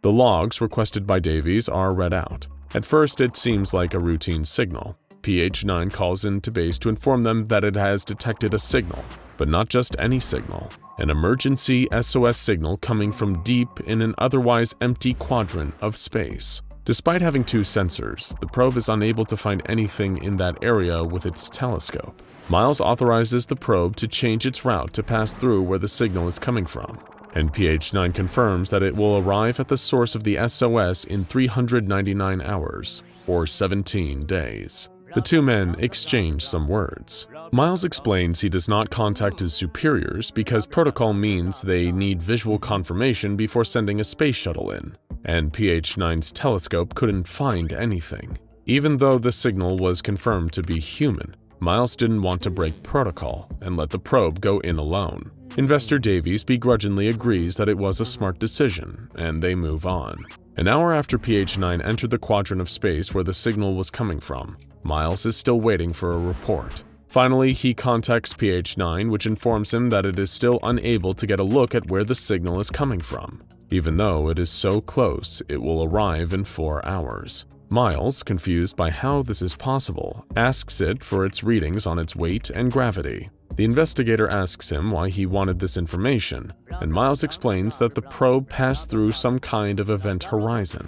The probe was continuing to move into the quadrant, but for some reason looked like it wasn't. This happens when something enters a black hole, but if it was a black hole, PH9 would have been unable to transmit and completely destroyed. Some kind of anomaly has trapped PH9 inside its massive well of gravity. When Miles again radioed into PH9, the probe had a strange response, that it would pass by the signal source in 4 hours, the exact same as last time. Something was obviously wrong with the probe. As well, over 4 hours had passed, and the probe signal meant it should be right next to the source. Miles decides the probe is faulty, and assigns probe J4 to meet it and take it to a repair facility. But when probe J4 arrives, PH9 can't see it. PH9 can't even detect it using any other kind of sensor, but it does detect the same SOS signal, and against all logic, it is still 4 hours away. PH9 tries to offer its coordinates, but it can't. In fact, it says that its current coordinates are outside of Euclidean space, like so many non-Euclidean anomalies the Foundation deals with. Miles can't decide whether PH9 has fallen into a gravity well or something much, much worse has happened, and PH9 holds position. Miles explains that then he called his superiors to let them know the deeply strange events occurring in relation to their probes, but the closest team was a week away. By the time they arrived on scene to investigate, it was all over. They couldn't advise on what to do about the probe. There were far too many unknowns in relation to space anomalies, and so Miles simply told PH9 to continue on its course and report back every hour, because there was nothing else to do and nothing to lose. The last hour of reports are where things suddenly take a sharp turn. PH9 calls into command, saying that it is suddenly detecting a massive object almost 1,000,000 kilometers away from it. The signal source is still 4 hours away, but this new object is some sort of planetoid, 1,400 kilometers across, and incredibly light for its size. For comparison, the asteroid that killed the dinosaurs was 10 kilometers across. PH9 moves to get a better look, but its analysis keeps failing, because it's getting closer. Not just that, but getting closer impossibly quickly. In a minute, it's suddenly 400,000 kilometers away. 30 seconds later, and it's 250,000 kilometers, and showing no signs of slowing down. Before Miles can explain why this is impossible, the probe reports that it is about to collide with the planetoid. The last message it transmits before all communications cease is a single image from its telescope, showing whatever was about to crash into the probe. A massive, blurry white sphere, completely featureless against the starless backdrop. The men are confused. Neither of them know what this image means. By all evidence, the probe was rocketing through empty space way too fast for anything to catch up to it. And yet, something obviously did. Something was chasing the probe. They agree it wasn't a rogue planet, and Davies dismisses Miles with some words of advice to start taking his vacation time and head on home after a final debriefing. Turning to his aide, he instructs the agent to file the interview and completely quarantine the quadrant of space, making sure nothing enters and exits, and ominously, to ensure that Miles gets processed. The Foundation does not leave loose ends untied after all. Have you managed to figure out what anomaly that this is a parallel version of? Something going into a contained endless space, towards a human signal at the bottom that seems to never be getting closer, before suddenly being consumed by a blurry white thing? That's right. It's the infamous and notorious SCP-087, the Endless Staircase. Many of us are familiar with this anomaly. We should be, considering how dangerous and ominous it is to even seasoned Foundation veterans. A metal door in the back of a high school campus, leading down and down and down, endlessly into an inky black void where a bone-chilling weeping and crying of a baby coming from the bottom, teasing people to try and find the source. At first, the Foundation were only interested in finding out where exactly this crying was coming from, but soon they realized, just like Miles, that something was very, very wrong. The first explorer they sent in, an older man, had gone down only a few flights when he heard the crying and sobbing of a baby 200 meters away. Spooked, he was instructed against his protest to continue descending the dark, damp staircase. Almost 30 flights down, he suddenly realized the next landing wasn't empty like the others. In front of him was a grotesque parody of a head, an owl-blaster white face with no mouth or nostrils, and blank, empty white eyes, just floating feet above the ground, staring at that thing. Despite his terror, the subject began to approach, just before it suddenly shot up the stairs, going right for his face. By the time he reached the top of the stairs after a panicked, hysterical run, he collapsed face down on the concrete. The Foundation's following attempts fared a little better. In one, the D-Class had descended almost 100 flights of stairs when he encountered the face. Doing nothing, they simply stared at each other, right up until the face again shot up toward him. He turned and ran, screaming all the way up the stairs. Unlike the first subject, he didn't manage to make it out of SCP-087 before he collapsed. His heart stopped, and the Foundation prepared to send in a recovery mission, until suddenly, his heartbeat restarted, but with an abnormal, unnatural heartbeat. The subject's limp form then calmly walked up the stairs to the exit, closed the door, sat down, and fell into a vegetative state, slipping into a permanent coma. In the next, everything seemed to be going well, until the subject entered a strange hole in the landing with a light at the bottom.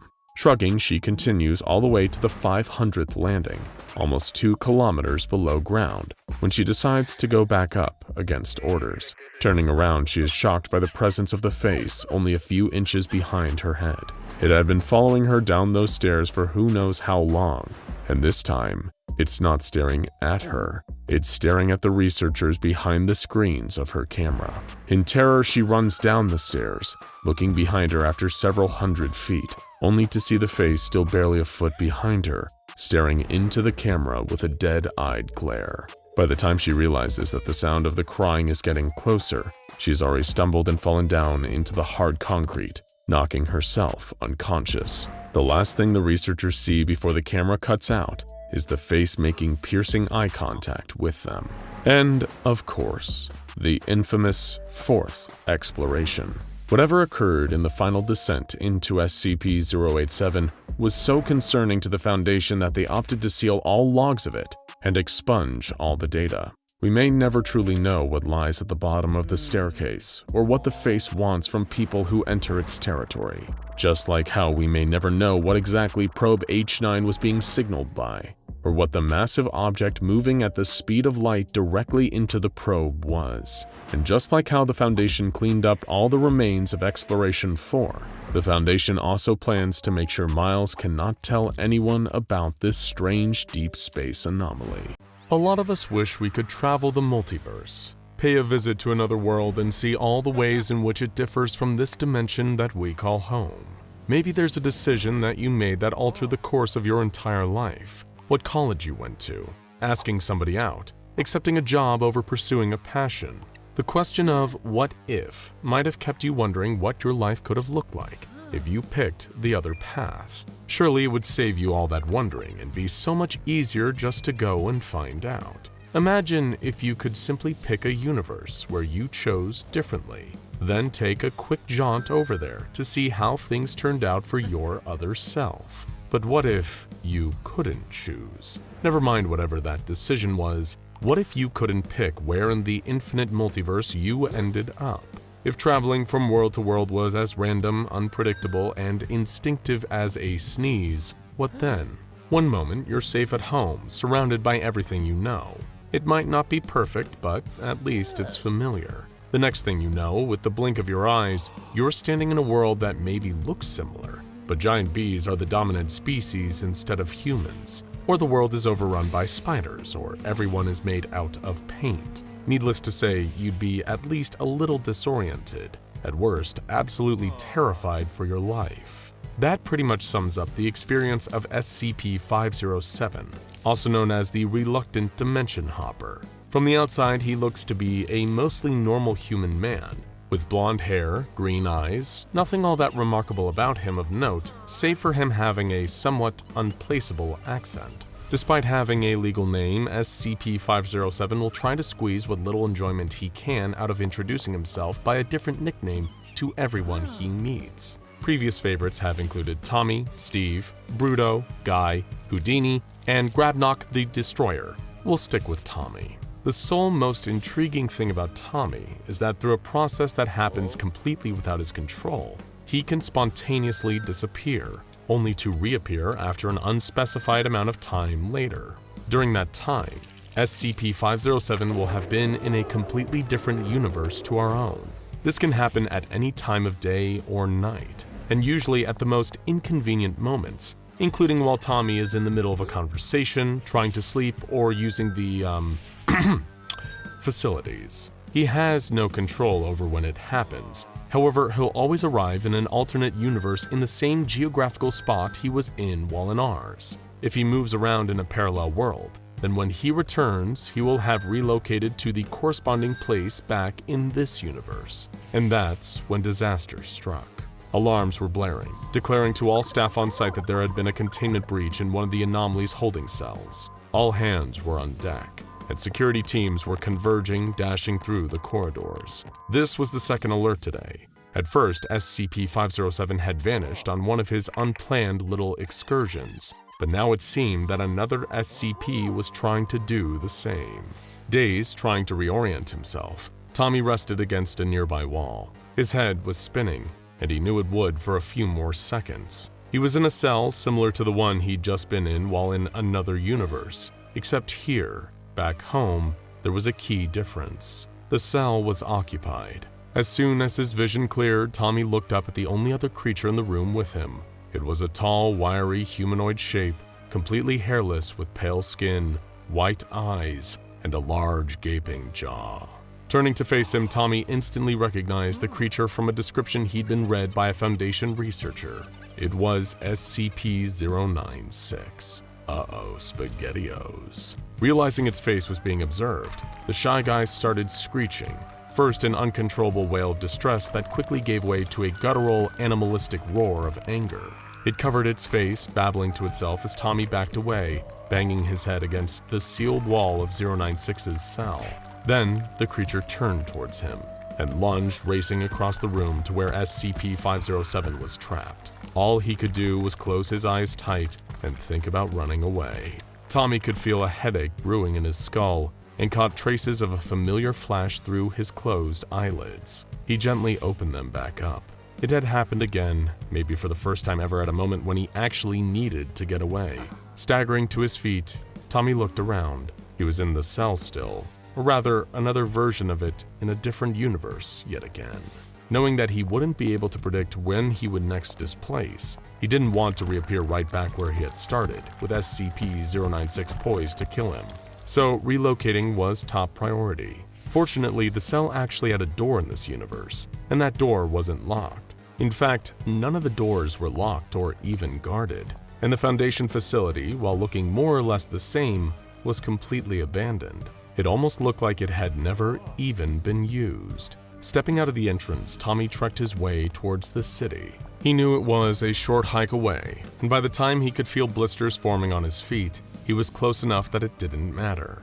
With another few short steps, he was standing among the tall buildings and surprisingly empty streets. One of the first things that struck Tommy about this universe was that there were hardly any people around outside. On top of that, the roads were devoid of cars. Everything around was so quiet. The air was still and clean when he breathed it in. The sound of footsteps against the pavement immediately caught Tommy's attention, the first sign of anyone else around other than him. Racing towards the noise of another person, Tommy turned a corner and bumped straight into an old man in a long coat who had clearly been in a hurry and quickly revealed he didn't have the best temperament either. "What are you going?"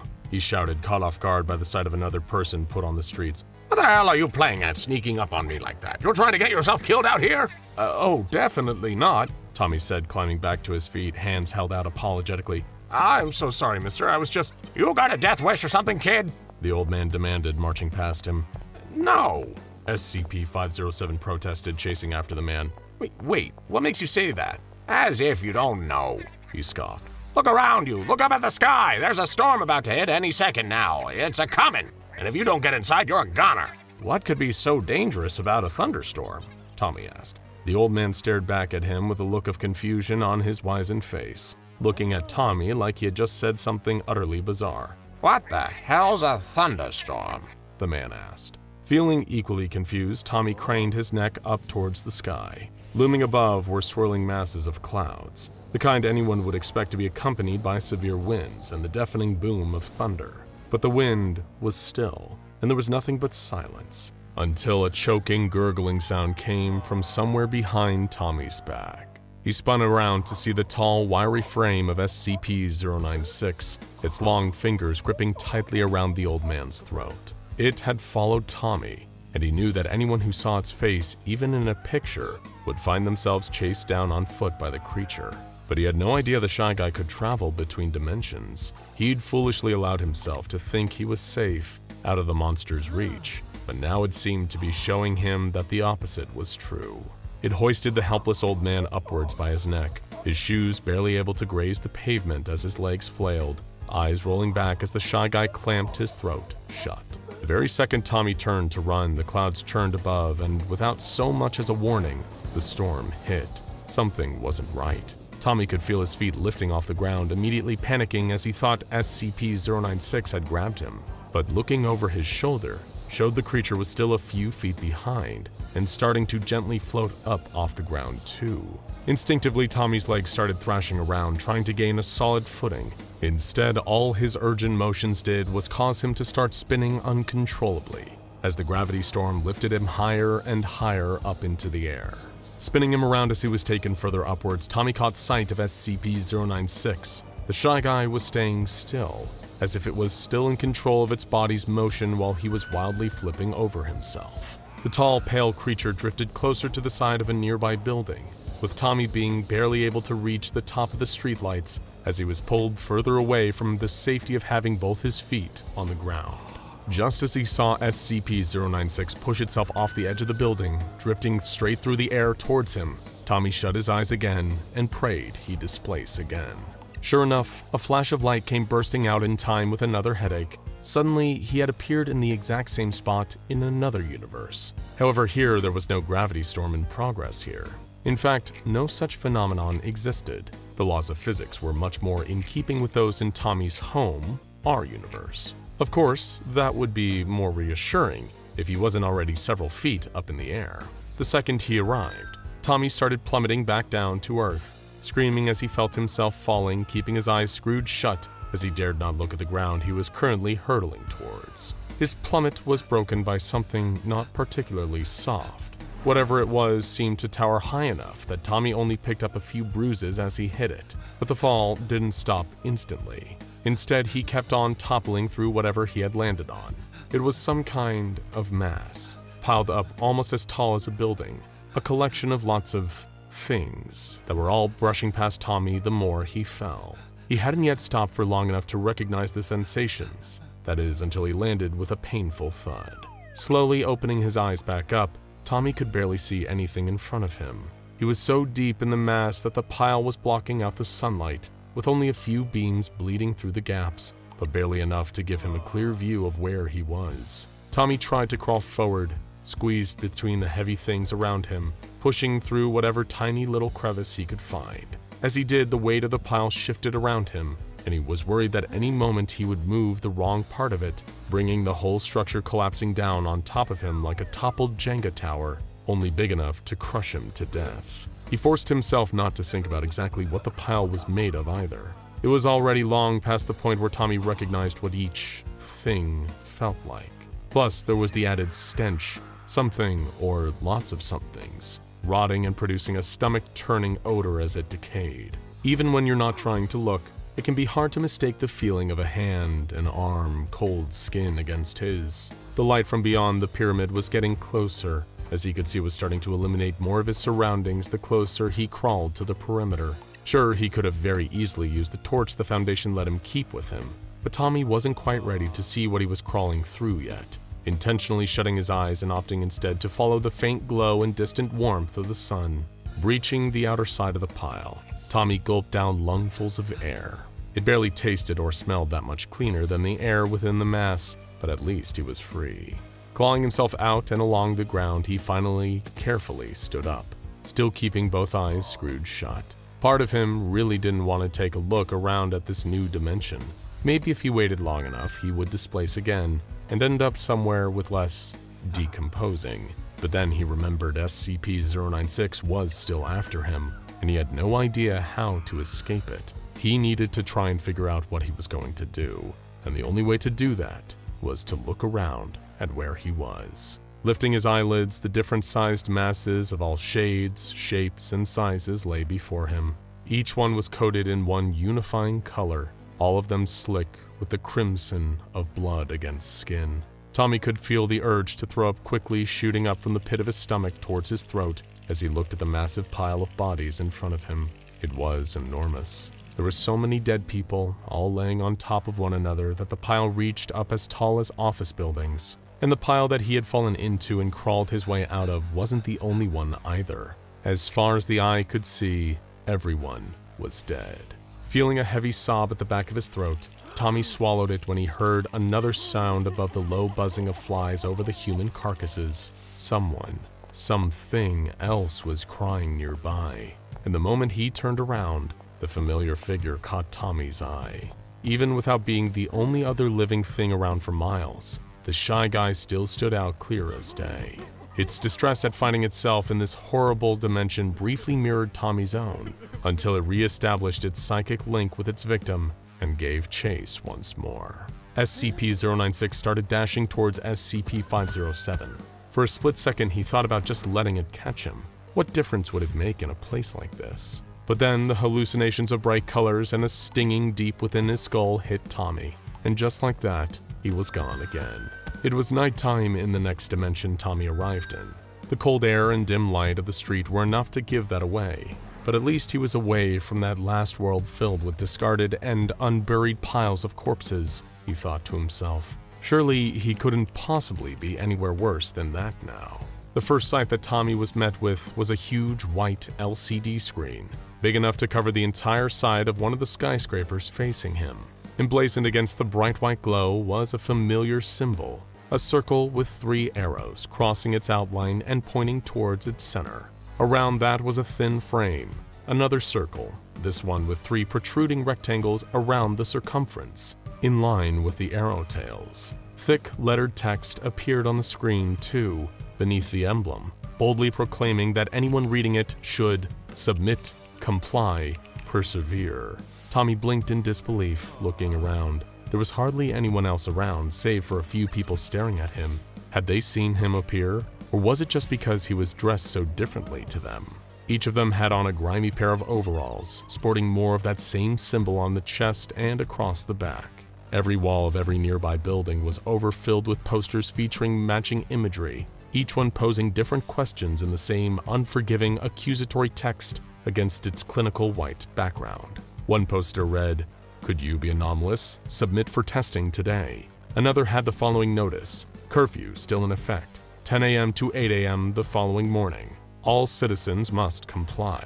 And one more touting that, "Only through persevering will we continue to thrive." Each of them was signed with the same name and logo to match, the organization that Tommy had come to put some amount of trust in, even though they weren't always clear with him. But he knew they weren't the bad guys, or at least the version that existed in his universe didn't seem to be that bad. They had questionable methods, but they weren't evil. Weren't this. By order of the SCP Foundation, A loud militaristic voice barked from behind Tommy. Get down on your knees with your hands behind your head. You will surrender any anomalous technology and declare any mimetic effects or cognitohazardous abilities before we approach you. Tommy looked over his shoulder, met with the barrels of several automatic weapons that were now being trained on him. Instantly, he threw his hands in the air, terrified that this alternate SCP Foundation might be far more trigger-happy than the version of them he was used to. From the look at the oppressive text on the huge screen, the propaganda posters, and the matching uniforms ordinary people seemed forced to wear, this Foundation seemed to be far more ruthless. They had transformed from a secretive organization into a full-blown authoritarian regime, maybe even in control of the entire world, ruling with an iron fist. On your knees! The commander of the mobile task force shouted again. The aggression in his voice, as well as the several laser pointers from his men's guns that were hovering over his chest, prompted Tommy to do as he was told. Do you have anything to declare before we approach? The MTF leader barked. No. Tommy stammered, before realizing that was probably an inadvisable answer.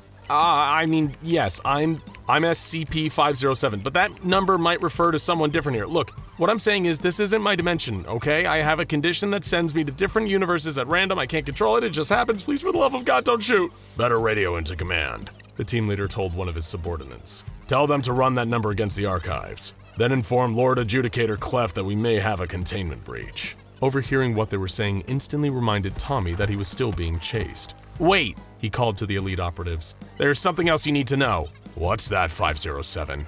The commander sighed, lacking the patience for this. There's another anomaly after me, Tommy explained hurriedly. I don't know how long it'll take to get here, just that when it does, it'll kill everyone to get at me. I've heard enough. Troopers, take him away. The commander grunted. Two of the MTF team rushed up to Tommy and grappled either of his arms, not letting go despite his protests. They started dragging him towards their armored vehicle, looking like Tommy was about to spend the foreseeable future in the clutches of one of the worst versions of the Foundation. That is, until a tall, pale creature stepped out from behind the transport. The MTFs were instantly frenzied, and yells of another anomalous contact were quickly drowned out by the noise of gunfire. All the while, the shy guy was casually moving between the amassed troops, gripping their heads, twisting them all the way around, until a sickening crunch rang out. Dropped back to the ground, SCP-507 started to feel another headache coming on, knowing that any second, he'd displace again and end up in another alternate universe. And for the first time today, he was okay with that. It was better for their chase to go on if it meant that him and the shy guy didn't have to spend another minute in this universe.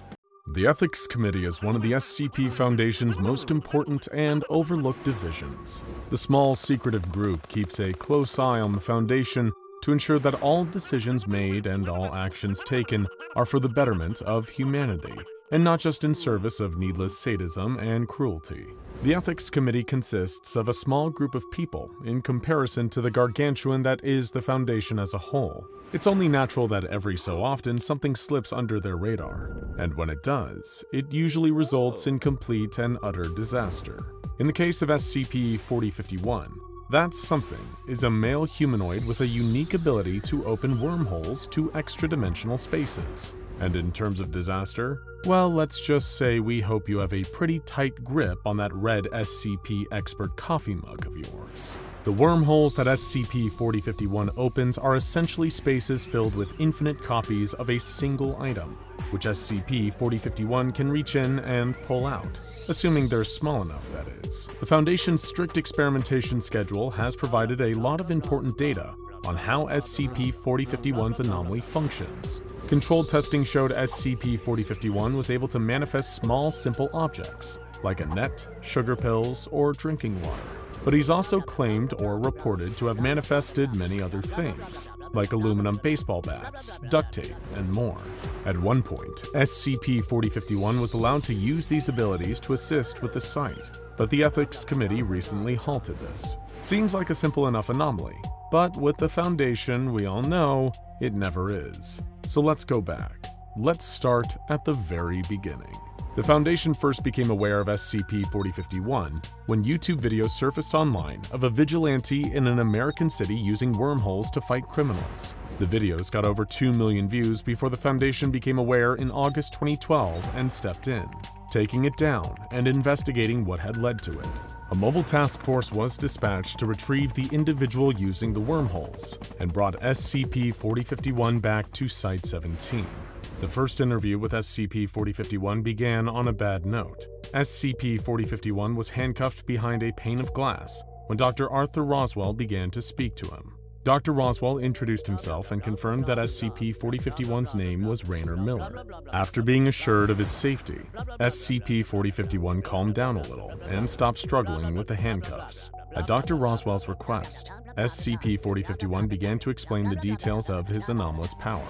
He affirmed that he could make small objects appear out of thin air, and that he tried to use these abilities to help people. At first, he'd intermittently interrupt carjackings and robberies, subduing the criminal, but with a new criminal syndicate moving in, the crime rate skyrocketed, requiring Rainer to patrol much more regularly. During these acts of heroism, several witnesses saw Rainer's powers, though he tried to keep them quiet. His request for the Foundation to intervene with the criminal situation was acknowledged, as Rainer volunteered any and all information he had, stating that he just wanted to help the Foundation. Roswell thanked him for his enthusiasm. It didn't take long for the Foundation to move to experimenting with Rainer's powers, as the Foundation often does. At first they started slow. Dr. Roswell and his colleague, Dr. Edwards, asked Rainer to manifest a few small items, a metal cube, a bottle of bleach, and something of his choice. He was able to produce the cube without any trouble, and the object of his choice wound up being a framed picture of his mother. When he tried to take the bleach out, he seemed upset, but managed to do it. With the experiment a success, SCP-4051 was escorted back to his containment chamber.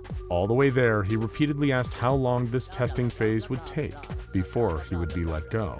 The staff didn't have an answer for him. In the next test, Raynor was asked by Roswell and Edwards to produce a copy of War and Peace and a phone. Both were produced, but the book was filled with gibberish and the phone was entirely hollow. The researchers concluded that the anomaly is based on how well SCP-4051 understands the object being manifested, and mused about requesting something that didn't exist. Raynor still asked all the researchers how his family was, and whether he would have any friends at the Foundation between tests. The questions were, once again, ignored by the staff. In the third experiment, Roswell and Edwards asked Raynor to produce objects that didn't exist, a circular square, a color, and so on. But SCP-4051 wanted to know about his family and when he would be able to go home before he would try to manifest anything. Roswell assured him that once the Foundation had a solid grip on his ability, he would be allowed to go home. Questions about his family revealed that his mother believed he was away visiting colleges. He demanded to speak to his mother before any other experiments, and Roswell affirmed that he'd asked the O5s for approval when the experiment in question was finished. Raynor agreed and began the experiment, trying to produce the impossible items. What came out were cognitohazards, severely damaging the mental state of anyone trying to perceive them. Half the research team instantly collapsed, and security guards subdued Raynor to take him back to his cell. The testing chamber was cleaned, and Dr. Edwards wrote that the value of SCP-4051's anomaly was too great to let him sit in a box unused. He called for a special pediatric therapist and authorized further experiments on Raynor. But in his own containment cell, Raynor was still knocked out after the test had gone wrong. The cameras watched on as he woke up and began curling up and away from them toward the other side of the room, then standing up a few minutes later. He had manifested many small pieces of body armor and glued them to his body. The guards were distracted with escorting Roswell and Edwards from the testing chamber and didn't realize anything was wrong until Raynor manifested a small bomb and blew his door open, leaving his cell. Other security guards immediately turned and responded, trying to subdue SCP-4051 with non-lethal weapons. Eventually, a few were able to overpower and incapacitate Raynor and move him back to his cell. The day after the containment breach, Site-17's director Thomas Graham sent out an open letter to all staff assigned to SCP-4051. Raynor had been moved to a more secure containment unit, but everyone agrees that it would be better in the long run if SCP-4051 is working for the Foundation rather than against it, especially with regards to amnestics. Sourcing Y909, a chemical used in amnestics, was dangerous and expensive for the Foundation. But if Raynor's abilities could be harnessed to produce amnestics easily, then he would be all the more valuable to them as a friend rather than a foe. The Ethics Committee also required that SCP-4051 do so voluntarily for the Foundation, rather than being forced to produce amnestics against his will. To that, Dr. Edwards was promoted to SCP-4051's project director, on the basis that he would try to ensure Raynor would be totally and utterly loyal to the Foundation, using whatever means necessary.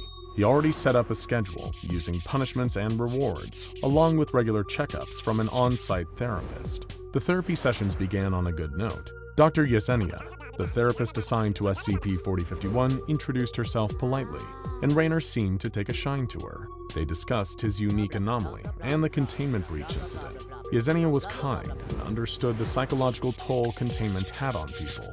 She asked why he wanted to escape, and he explained he just wanted to see his family. He was close with his mother since his father had walked down on them when Raynor was just a boy. They had been supporting each other since, and he missed her a lot. That said, he explained he wasn't opposed to living at the Foundation. They could help him actually understand his powers, and he didn't mind being a part of tests if he knew he was helping people. He just wanted to see his family again. Yesenia's after-meeting notes said that the containment effort should be focused on assuring Raynor that the Foundation had his best interests in mind.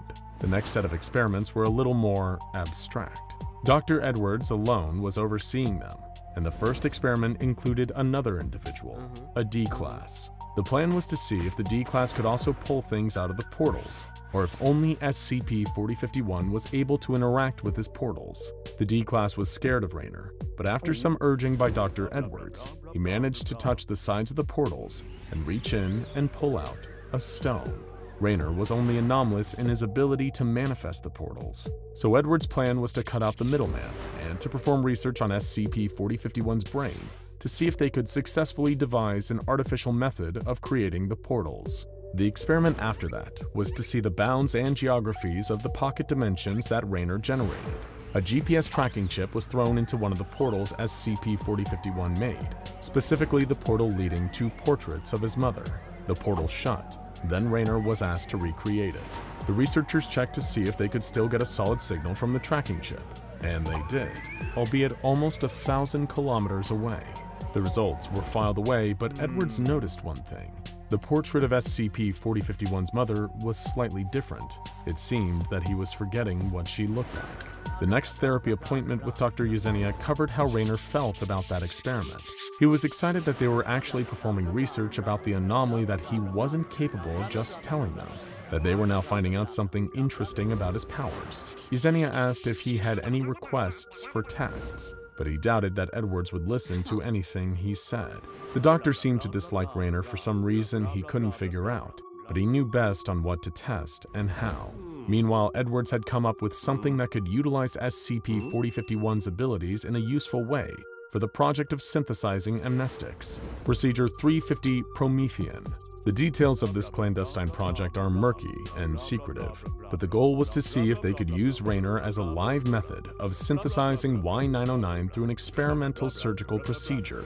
Several contingencies were planned. If the wormhole became too dangerous or Raynor tried to resist, he'd be automatically injected with paralytics and sent back to his cell. The project wasn't immediately approved, though. The ethics committee sent one of their most skilled liaisons, Jeremiah Cimmerian, to conduct the approval process. He interviewed Dr. Edwards, ascertaining that the man was sane and able to conduct the procedure, that any unethical actions that were outside of the scope of the proposal would result in his removal from the team and disciplinary action.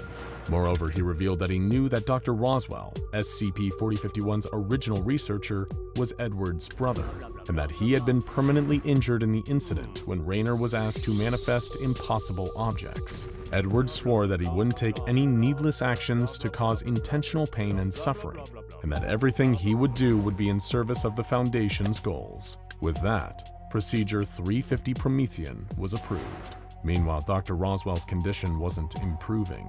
He had been put into an induced coma by medical personnel due to his extensive exposure to the cognitohazards. He wasn't expected to recover anytime soon. After the ethics committee approved the procedure, Dr. Edwards stopped conducting usual experiments. The very next test involving SCP-4051 was the first implementation of Procedure 350 Promethean, but it failed. Raynor broke the restraints on the chair during the painful procedure, and Edwards considered tranquilizing him, but decided against it. "We need it awake," he said. The next therapy session, though, Raynor didn't so much as mention the procedure. Instead, he greeted Dr. Yesenia, explaining that he wasn't doing so well. He had talked back to a guard, and they had taken his desk away as punishment, and he felt like it was his own fault. Dr. Yesenia was worried and offered to see if she could get the desk back, but he declined the offer, saying he'd just try to be better. After this session, Yesenia felt annoyed, not by Raynor, but by Edwards. He had been saying that the subject was getting resentful and rude, but Raynor still seemed like a sweet, helpful child. The next time Procedure 350 Promethean was enacted, it was the first time Edwards actually managed to successfully complete it. SCP-4051 was actually being compliant with the procedure, making the job a lot easier for the surgical staff. The results and details of it, however, were still unclear. In the therapy session after that, Raynor told Dr. Yesenia that he had been having terrible dreams every night, nightmares that stopped him from sleeping. He worried that people would treat him like a freak, not because of his anomaly, but because of what happened with his father. Dr. Yesenia encouraged him to tell her. She already knew, but felt it would be good if he let it out, and he shared his memory of how his father had locked him in a closet and abused him, burning him with bleach. That's why he'd been upset when asked to take a bottle of bleach in the first test. His nightmares were about not being able to escape something that was coming toward him, and that his father could still be out there. But Yesenia admitted to him that while she shouldn't be telling him, his father had been found by the Foundation. He was serving a life sentence in an Arkansas prison for murder. Raynor grew quiet for a moment before changing the subject. Yesenia's observations were optimistic, and she believed his mental health was improving, and that he was now fitting into his role at the Foundation, though she wondered how Edward's experiments with him were going. The next implementation of Procedure 350 Promethean went poorly. Edwards wrote in his diary angrily afterwards that Raynor didn't even remember Roswell or recognize his name. How he was angry that he was assigned to the anomaly that had nearly killed his brother. He had an outburst during the experiment, and it was shut down early. But only a week after, another attempt was made. While the procedure was being done, Raynor asked about Roswell, but was cut off. The research team knew that if he was told what he had done to Dr. Roswell, his mental health would crater and negatively affect the project. In spite of that, the procedure was a success, and Edwards took credit for the whole thing. They were getting closer to being able to completely make use of SCP-4051's anomaly. In his next therapy session, Raynor recounted how he liked being out and about in nature, and how the containment cell had become a suffocating prison. Yesenia suggested she might be able to swing a treadmill in his room to keep him active if she bothered her superiors, but he didn't want her to get in trouble. He seemed worried and upset. He voiced that he didn't think these experiments were helping people anymore, that he was being a burden. Yesenia had an idea. She could ask the director to allow Raynor to help out around the site, fixing little things and helping clean things up. It wasn't much, but it would allow him some activity and boost his morale about helping people, all while making use of his anomaly. Raynor was excited. He loved the idea, and had been scared about being stuck in a cell uselessly. After the session, Yesenia reflected that it seemed cruel to manipulate SCP-4051 into wanting to help the Foundation, when he so obviously already wants to help.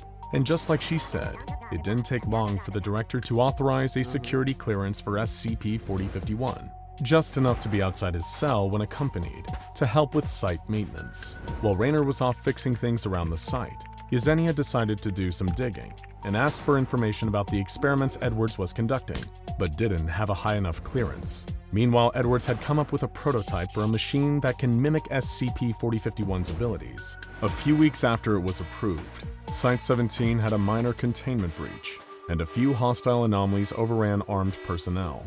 Raynor was present at the time and used his wormholes to terminate the anomalies before containment was re-established.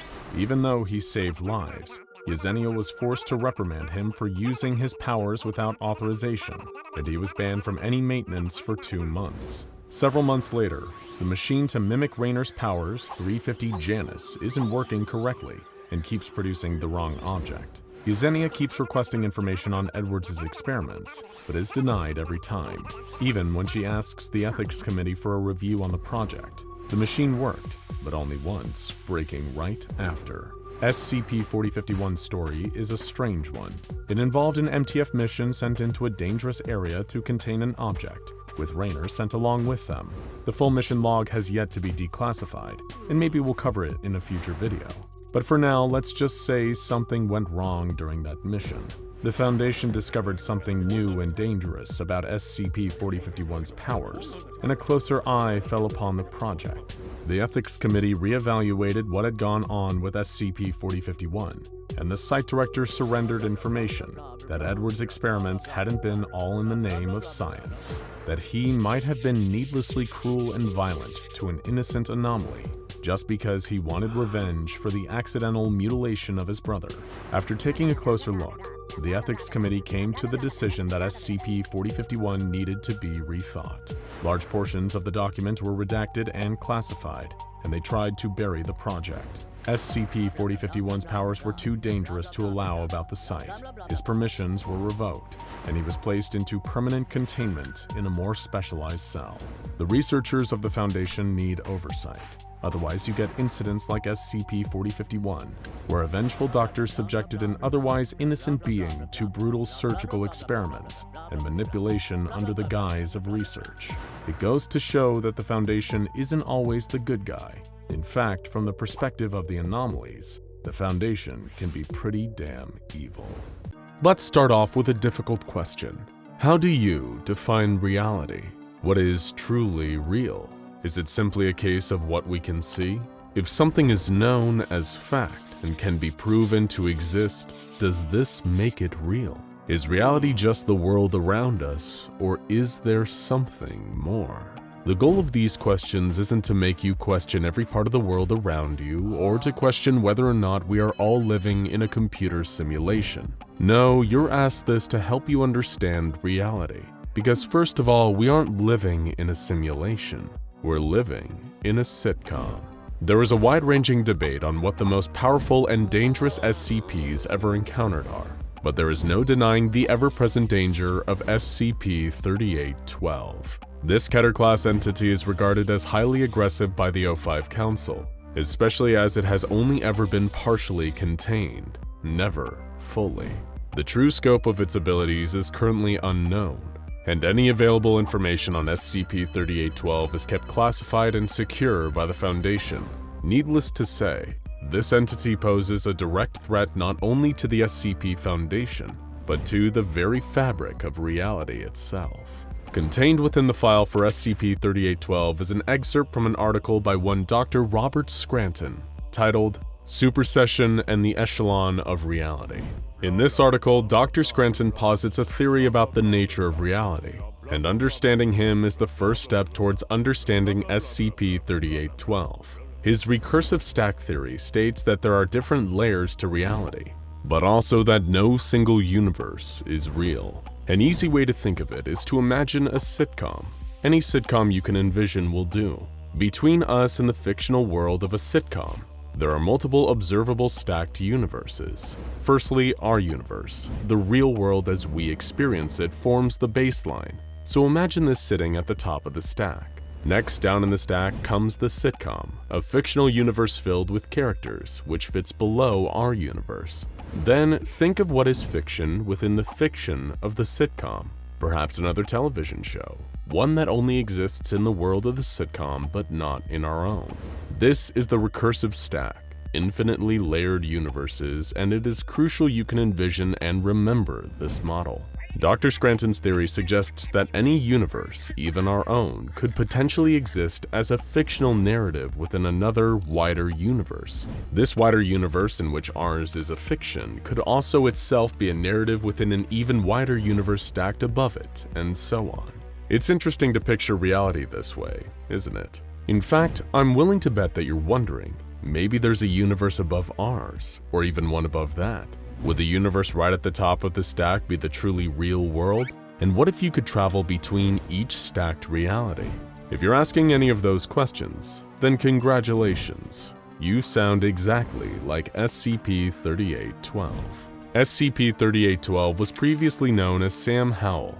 While little is known about his life, Sam was, as far as anyone knew, regarded as a fairly ordinary human being, until his death in 1996, shortly after which Sam rose from his grave and disappeared. It is unknown whether SCP-3812 simply imitated the form of Sam Howell or if they are one and the same, as this entity has been known to have the ability to change forms at will, making it hard for the Foundation to track it. It does usually maintain a humanoid appearance, however this has deteriorated somewhat over numerous decades. By now you may have already gathered that the extent of SCP-3812's abilities don't end at shapeshifting.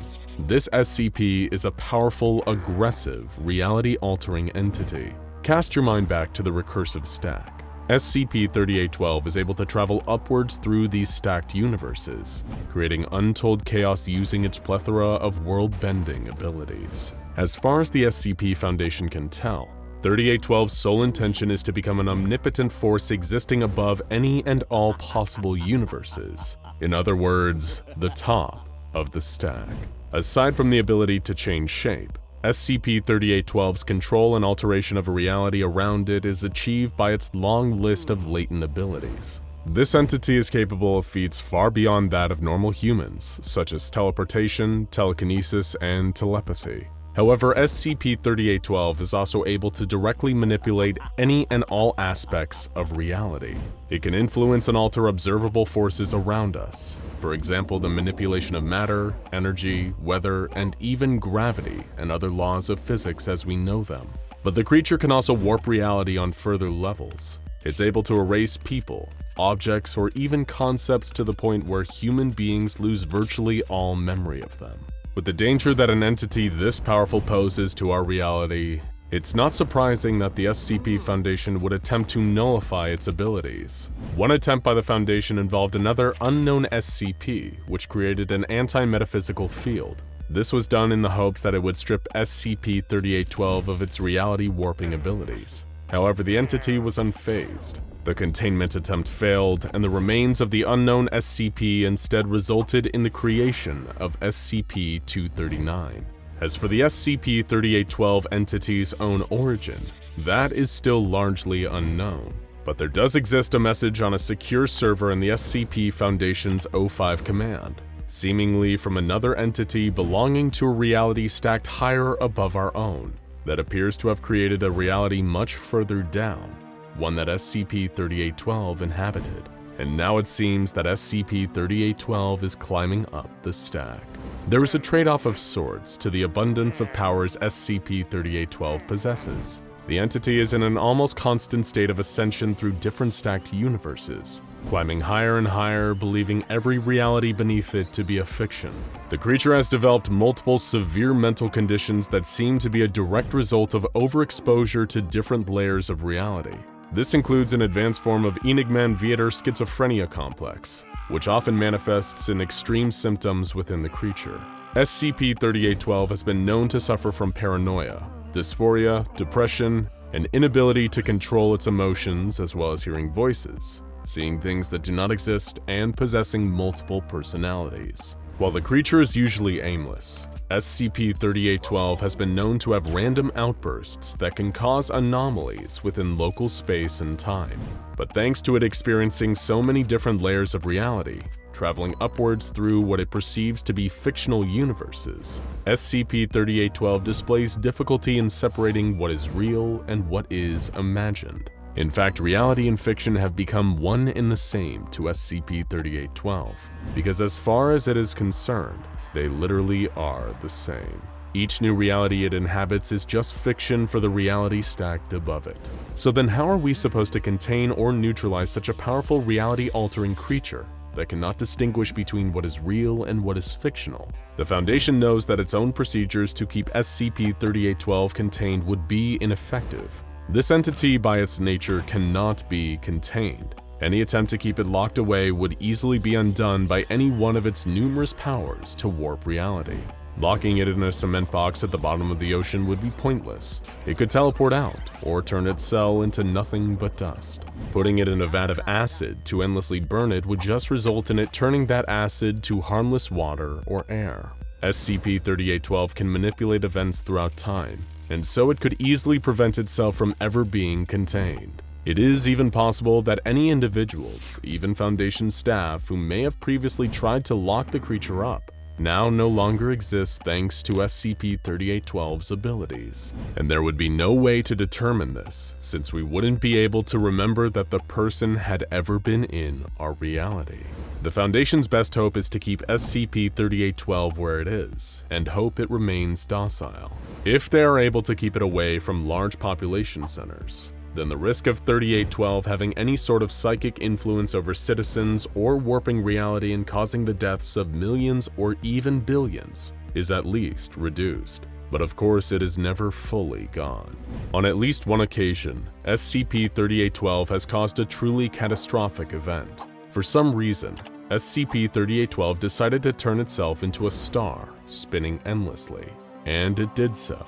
Numerous anomalous occurrences took place across the world. Most notably, SCP-3812 caused the Foundation's nuclear warheads to detonate, spreading harmful radioactive material into the atmosphere. Additionally, the population of New Zealand began to sporadically disappear and reappear, looping back and forth between existence and non-existence for a period of around 5 hours. It was during this world-ending scenario that SCP-3812, still at the center of its star form, was recorded ranting, its split personalities arguing. One of the creature's personalities claimed it was unmaking the world as an act of revenge against someone. It stated that it believed, "Existence is a joke. The narrative abandoned us to be miserable, and we are breaking the narrative." Its other half mentioned another entity known only as Ben, and seemed to imply that this entity was responsible for SCP-3812's creation in a reality stacked above this one. According to the more rational of 3812's two halves, this Ben entity deemed us unfit to rest peacefully, to slip into the darkness quietly. He made a game of us. It then went on to convince this other half that destroying this reality just to slight Ben would be pointless. There would always be another, stacked on top infinitely. So why does this narrative mean anything to you? It asked. It is one of an eternity to others. It is not special. It is not particular. The two sides of SCP-3812 argued with each other, one wanting to destroy all of reality to spite Ben, driven mad by witnessing trillions upon trillions of universes stacked atop each other. The other half of 3812 saw peace for itself, ascending above these infinitely stacked universes, finally reaching the top and becoming free. Not a god, a star rising in the east, rising away from this all until we are little more than a memory of a song. It will be lonely, the other half of the creature replied. We'll have each other, SCP-3812's other personality said. I'm afraid, said the one intent on destruction. I am too, the other reassured it. But that is no reason to destroy this narrative. Eventually, SCP-3812's personalities reached agreement. They both left the narrative they were currently in, presumably traveling upwards to one stacked above our own, while simultaneously remaining in this universe. Still a danger. Let go of this world. Let him rewrite it back to what it was. We aren't part of this anymore. Shortly after this event, reality shifted once more, and the entire world reverted back to how it had been before. Records of the end-of-the-world scenario that had occurred were retained by high-level administrators and the O5 Council, perhaps as a reminder of the destructive capabilities of the creature, a warning of its potential to change this reality and any stacked below or above it. Fortunately, since this incident, SCP-3812 has remained in its docile, aimless state, no longer actively hostile to anyone that approaches it. It has kept its amorphous star-like shape, and is still very much able to create disruptions and anomalies in reality. Despite keeping SCP-3812 constantly monitored at its current location in the South Pacific Ocean, the SCP Foundation knows that, at any time, this entity could trigger yet another global catastrophe, causing massive damage to planet Earth, its population, and beyond that, tearing our reality itself asunder. So we all just better hope our narrative remains worthwhile to SCP-3812's better half. It sailed through space at an unimaginable speed, a grand mechanical construction unlike anything we'd ever seen on our planet, a terrifying weapon to end all weapons. Oppenheimer said of the atomic bomb, "Now I am become death, the destroyer of worlds." But comparatively, this device made the atom bomb look like little more than a cherry bomb. This deadly machine's orders were simple. Take a direct course to Earth, activate, and wipe out all life. Leave the planet barren, with not even the smallest squirming microbes remaining. And this device, this destroyer, was more than capable of accomplishing this task. It'd been smooth sailing for millions of miles. All diagnostics were looking positive. Within a mere decade or so, the human race would be purged from the cosmos. Then, faster than the pre-programmed destroyer could react, a huge yellowish-green shape appeared in front of it. The destroyer's mysterious creators, in their not-quite-infinite intelligence, had planned for all of the major celestial bodies in Earth's solar system, including Jupiter, but for reasons unknown, they hadn't calculated the presence of Io, Jupiter's third-largest Galilean moon. The destroyer struck it at incredible speed, causing a mighty explosion and completely altering its perfect trajectory. Alarms were sounding as the destroyer hurtled down onto the lower atmosphere of Jupiter. This alteration was unprecedented. Mayday, Mayday. In some distant galaxy, screens were flashing red, and the creators suddenly registered that this mission may not be so simple after all. They would need to make adjustments. The impact into Jupiter triggered the destroyer's attack protocol. Drawing from its limitless energy source, it activated its hyper-advanced antimatter weaponry, causing spatial disruptions and atmospheric shifts that created a huge red vortex on the surface of the gas giant, one that would later become known to Earth-based astronomers as the Great Red Spot. It's 16,350 kilometers wide, which is 1.3 times the size of planet Earth, and it exists as a kind of hell that almost no being could endure. A constant swirling nightmare with 432 km/h wind speeds. In other words, the exact kind of nightmare it would have turned Earth into if ever it had reached its actual intended destination. But no matter, this was just a minor setback, all things considered. Such contingencies had been planned for from the start. The creators, back in the Triangulum Galaxy, roughly 3 million light-years away from the Milky Way, simply began transmitting new orders to the crashed, malfunctioning destroyer. Unit is damaged. Repair. And that's exactly what it began to do. It's unknown how they were able to communicate, let alone travel over such a vast distance. But systems that would be impossible to even explain to humans suddenly began to kick in.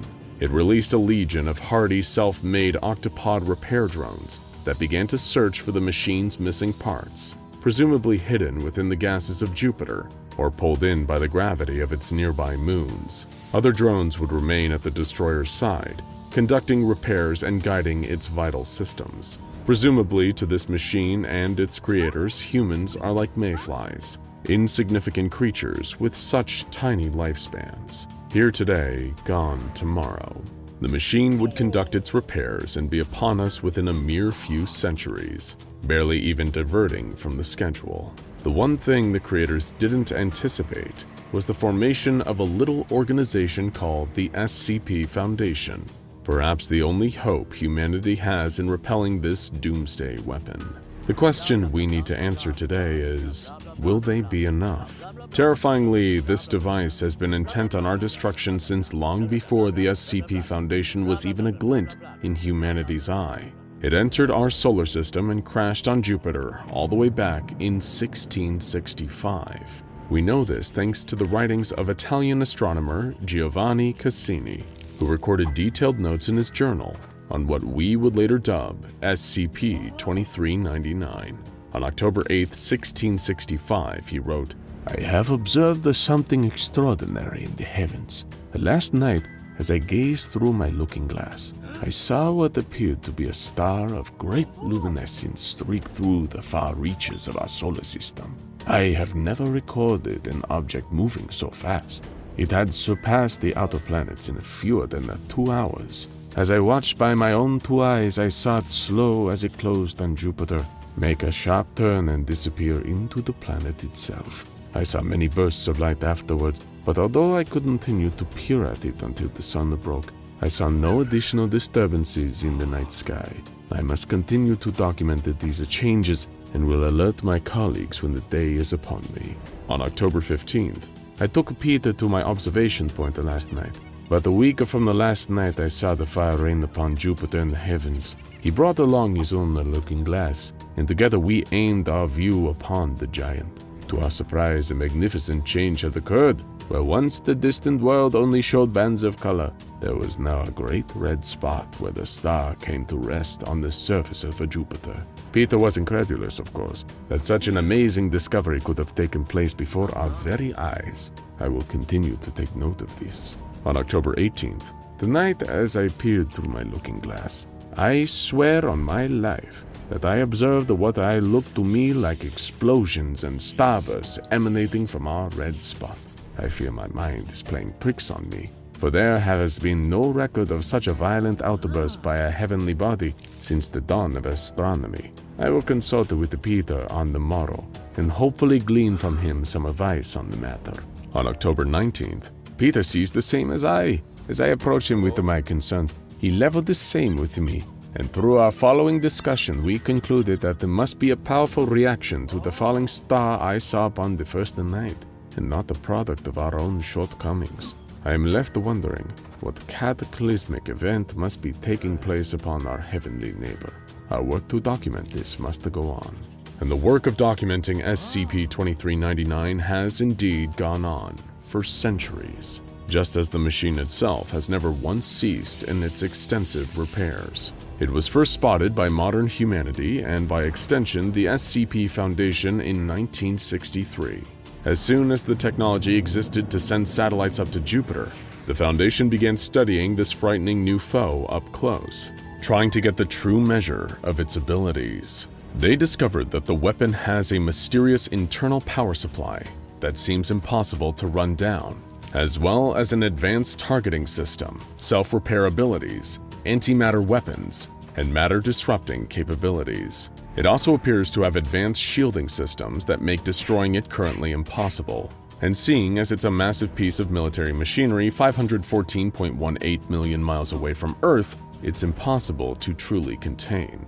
That's why the Foundation has rearranged its priorities into two new prongs regarding SCP-2399. The first is suppressing information to avoid panic. In order to achieve this, the Foundation has embedded agents in all major observatories to suppress any sightings of the machine. It has also been conducting an active disinformation campaign to keep it out of the public consciousness. The second prong of their containment procedure is cutting off the transmissions between the destroyer's creators in the Triangulum Galaxy and the destroyer itself. Actually achieving this goal took a miraculous feat in aerospace engineering: the Barrier Satellite Array. This was an unprecedented long-range satellite array positioned in Jupiter's higher orbit, designed for the specific purpose of blocking the electromagnetic transmissions inbound for the destroyer. These messages are intercepted, decoded, and logged on the Foundation database. The satellites have also been granted some minor offensive capabilities for use in extreme emergencies. SCP-2399 has been given the Keter class due to its unique containment difficulties. It's also been given Disruption class Amida for the hefty possibility that reaching Earth could result in an SK class Barren Earth, end of the world scenario.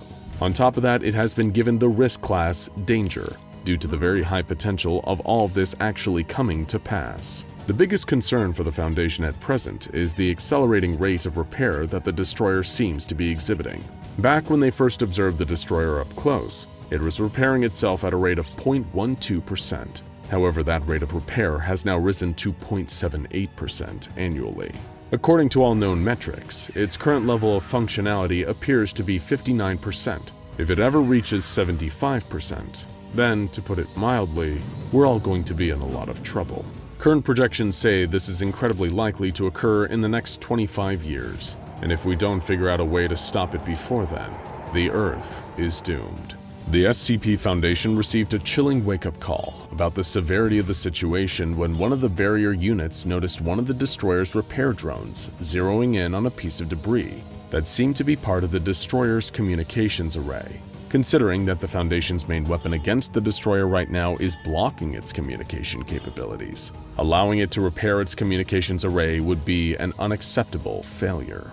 Because of this, Barrier Unit 53 was ordered to fire its onboard concussion batteries at the drone in hopes of destroying it, or at least impeding its progress. This was met by swift and severe prevention and retaliation from the destroyer. It fired its own defensive charges, destroying Barrier Unit 53's payload 5 kilometers away from the repair drone.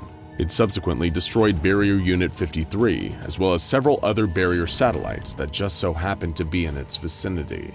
This led to an order that no barrier units are permitted to engage the repair drones, for fear that this would lead to even greater losses. The next attempt to fight back against SCP-2399 went by the name Project Gigas. This was a joint project between the SCP Foundation and 45 different nations, with the goal of using sheer raw firepower to destroy or at least utterly incapacitate SCP-2399. They would place almost 100 massive nuclear warheads on Europa, Jupiter's smallest Galilean moon, each one fitted with EMP detonators to impede the destroyer's defense systems. They would hit it with so much nuclear hellfire that it surely would be destroyed. Naturally, when this failed to meaningfully damage the destroyer, the Foundation returned to the drawing board, daunted by the enormity of the task before them. The way they saw it, there was only one viable option left: Protocol Legionnaire. Randall McAllen, the director of the Barrier Project, released the following haunting memo on the subject. So, SCP-2399. Have you ever sat and wondered, maybe after you hear about a car accident on a street you were just on, or a bombing in a city you were visiting, just how lucky you are to be alive? Just how many things have to go right for you to continue to exist? A few seconds too late, a few seconds too early, and somebody reaches for something they dropped and a busload of people run into another busload of people. Sometimes this kind of thing does happen, as we've seen far too often, but that's what we're here for, to protect those who can't protect themselves from things that they wouldn't even know to protect themselves from. We can't do it all, though. As many things as we've been able to contain, as many things as we've been able to keep under lock that would threaten to destroy us all, still far too many remain that we can't do anything about. Whether they're too big or too fast or too powerful, any of these things could blink and wipe humanity from existence. The fact that they haven't done so yet is just luck. SCP-2399 is, however, different. We have little information regarding SCP-2399's motives, origins, and full capabilities. We do not understand how it is capable of communicating over such large distances, or why those who constructed it, if it was, in fact, constructed, sent it to us in the first place. We do not know what would happen if SCP-2399 is able to fully repair itself, or if part of our array would break down and any message would get through. We do not know this, so we must assume the worst. Judging by what we've seen, were SCP-2399 to have reached Earth, it would have led to our timely destruction. But sometimes humanity gets a little help. Sometimes something steps in the way of the apocalypse. For us and for SCP-2399, it was Jupiter. As SCP-2399 began to slow on its approach to Earth, Cassini saw what we've been able to ascertain, that SCP-2399 struck Io, was damaged, and was unable to escape the gravitational pull of Jupiter. Its weapons activated as they were intended, but it was Jupiter that experienced doomsday, not us. Eventually, though, it is likely that SCP-2399 will resume full functionality, and will likely be able to pull away from Jupiter and proceed to its target. As of now, we can keep hurtling bombs and EMPs at it all we want, but we've got no indication that any of it will so much as scratch the thing. On the contrary, experience dictates that it would do nothing at all. If this were to happen now, we would undoubtedly be destroyed. Jupiter has given us some time. For now, SCP-2399 will remain there, reassembling itself while we devise some way to stop it. Like it or not, we are in an arms race with this thing. Our best guesses give us something like 25 years until it is able to hear past our dampening array. Until then, we must seize the opportunity that has been laid before us. We must use the time we have been given and not let it be wasted. So we devised Protocol Legionnaire, one gigantic EMP, powered by God knows what, followed by a volley of nukes big enough to wipe out our civilization 1,000 times over. A blunt plan, and simple, and likely futile. Our researchers around the globe have yet to devise even a way to deliver that kind of pulse, let alone a way to power it. There is no indication whatsoever that we will be able to complete Legionnaire on time, or if it will do what it is intended once it is completed. But we must try. We must do something. Even if we have to drain our banks and empty our minds, we must try. Not often do we get the chance to see the swerving bus that will end our lives and step out of the way. Jupiter unknowingly has offered us that chance. I suggest we take it. You're probably wondering, why is McAllen approaching this situation with such desperate urgency? Well, it's because in 1996 and again in 2015, the message that the destroyer has been receiving changed. It was no longer a simple order to repair. The message now read, "Unit is out of range of target. Proceed to planet number 3 in system. Priority is target.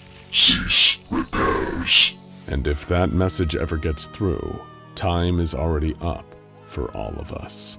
As we grow up and get older, our bodies begin to change. Sometimes those changes can be a bit uncomfortable or even bizarre. We feel strange pains in new places. We grow seemingly a foot in height overnight. Hair sprouts up in new places and falls out of other places. Whether it's puberty or just the aging process, It seems like the human body never runs out of ways to surprise us, but those surprises are completely normal and to be expected as part of being alive. Unless you're one particular young man whose body changed overnight into something unrecognizable and entirely anomalous.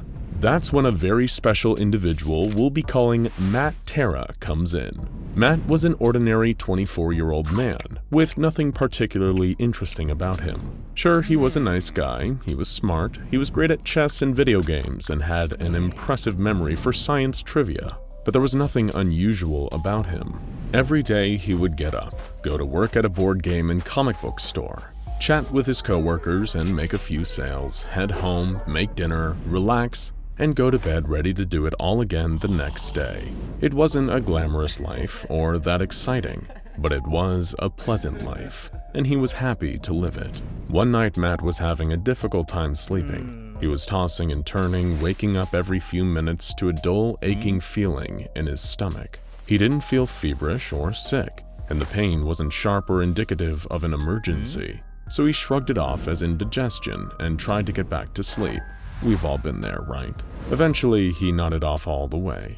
He woke up the next morning blurry-eyed and exhausted from the rough night, but feeling otherwise fine. He climbed out of bed, stretched, and headed to the bathroom to brush his teeth. There in the mirror, he saw something that made him think he might still be dreaming. He pinched himself and found that he was indeed awake. While he was sleeping, somehow his body had changed into something completely impossible. Where his stomach had once been, there was a blue, green, and brown orb that reminded him of a photograph he had once seen, a picture of Earth taken aboard the International Space Station. After calling into work and explaining in a stammering voice that he would not be coming in that day, Matt did the only thing he could think of. He went to the hospital. Of course, the doctors had no idea what to do with him. It wasn't like they could just take out his appendix or give him an antibiotic. None of them had ever seen anything like this before. Fortunately for him, one doctor knew a lot more than he was letting on. Matt wouldn't be the first human to develop bizarre anomalous traits and then stagger into a nearby hospital for treatment. That's why the SCP Foundation has agents embedded in major hospitals all across the world. And one such doctor was the man treating Matt. On the downside, he wouldn't be enjoying his freedom much longer. On the upside, it'd cost a hell of a lot less than a regular uninsured hospital visit. So the field agent called up his superiors, wiped Matt's record from the hospital, and soon after a group of Foundation agents came to collect the confused, unfortunate host of what soon would be known as SCP-007. SCP-007 is found within an abdominal cavity on the body of Matt, also referred to as the subject, just below his ribcage where his stomach would be. Most of his abdomen is completely missing, including the muscles, skin, and organs that should ordinarily be necessary for his survival. However, he does not appear to experience any pain or even discomfort from his condition. SCP-007 itself is a spherical planet, composed of soil and water, none of which actually touches any part of his body. The planet resembles a miniature duplicate of Earth, about 60 centimeters in diameter, with its own weather patterns and gravitational pull, neither of which appear to have any effect on the subject, nor do they seem to be affected by his movements or behavior. There are also a variety of tiny organisms dwelling on the planet's surface that cannot be seen with the naked eye. Though it greatly resembles Earth, there are some notable differences. Obviously, instead of floating in space and revolving around the sun, this planet does not appear to have an orbit. It is uncertain where the organisms on the planet get their light from, though it does not seem to be our sun, since the organisms have not shown any negative effects from the lack of sunlight and presence of artificial light in the Foundation's site. There are continents visible on the planet's surface, surrounded by its sea, but they do not resemble a continental alignment that can be traced to any point in our Earth's history. As far for the life on the small planet, the organisms navigating the surface of the world inside Matt's abdomen, there are dozens of identifiable species that bear a passing resemblance to creatures on Earth.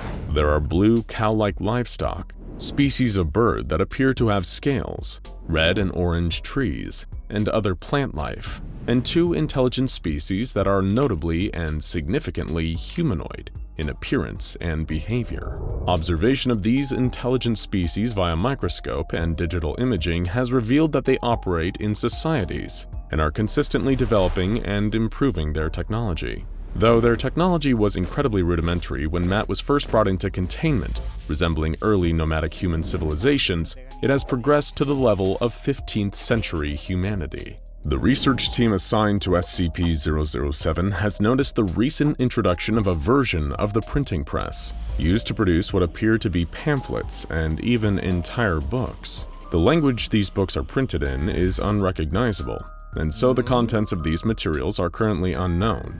But the citizens of the planet clearly have a grasp of the written word, and both the technology and the desire to share it amongst themselves. They have also developed an agricultural system.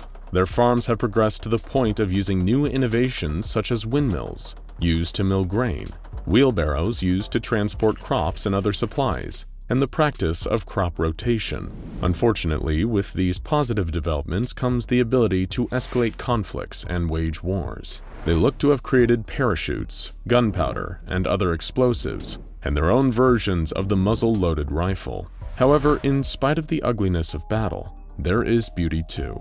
The people of the planet have created new ways to express themselves, with what can only be described as new instruments closely resembling the piano, the mandolin, and the bagpipes. As exciting and even moving as it can be to watch these tiny beings grow and change, building their own miniature society, it is also a bit troubling. As these people continue to progress at such a fast rate, it stands to reason that they will eventually catch up to us, or even surpass us in terms of technology. The research team has not yet made any attempts to communicate with the inhabitants of the Abdominal planet, concerned about influencing the developments of its societies in any way, or compromising their ability to observe them without interfering, but they may not be able to keep this up for much longer. What will happen if these tiny beings continue to follow in our footsteps and create their very own space programs? If they leave their planet's atmosphere, they will discover the truth, that their world is buried in the abdomen of what is, to them, a giant man. That reality would be enough to shatter the sanity of many of us, and it would likely cause chaos on their world. There has been a great deal of debate amongst the research team about what to do if this should happen. Some insist that the team should continue to passively observe until the issue comes up, while others believe that they should attempt to make contact with the inhabitants of the planet in order to soften the eventual blow to their perceptions when they attempt space exploration.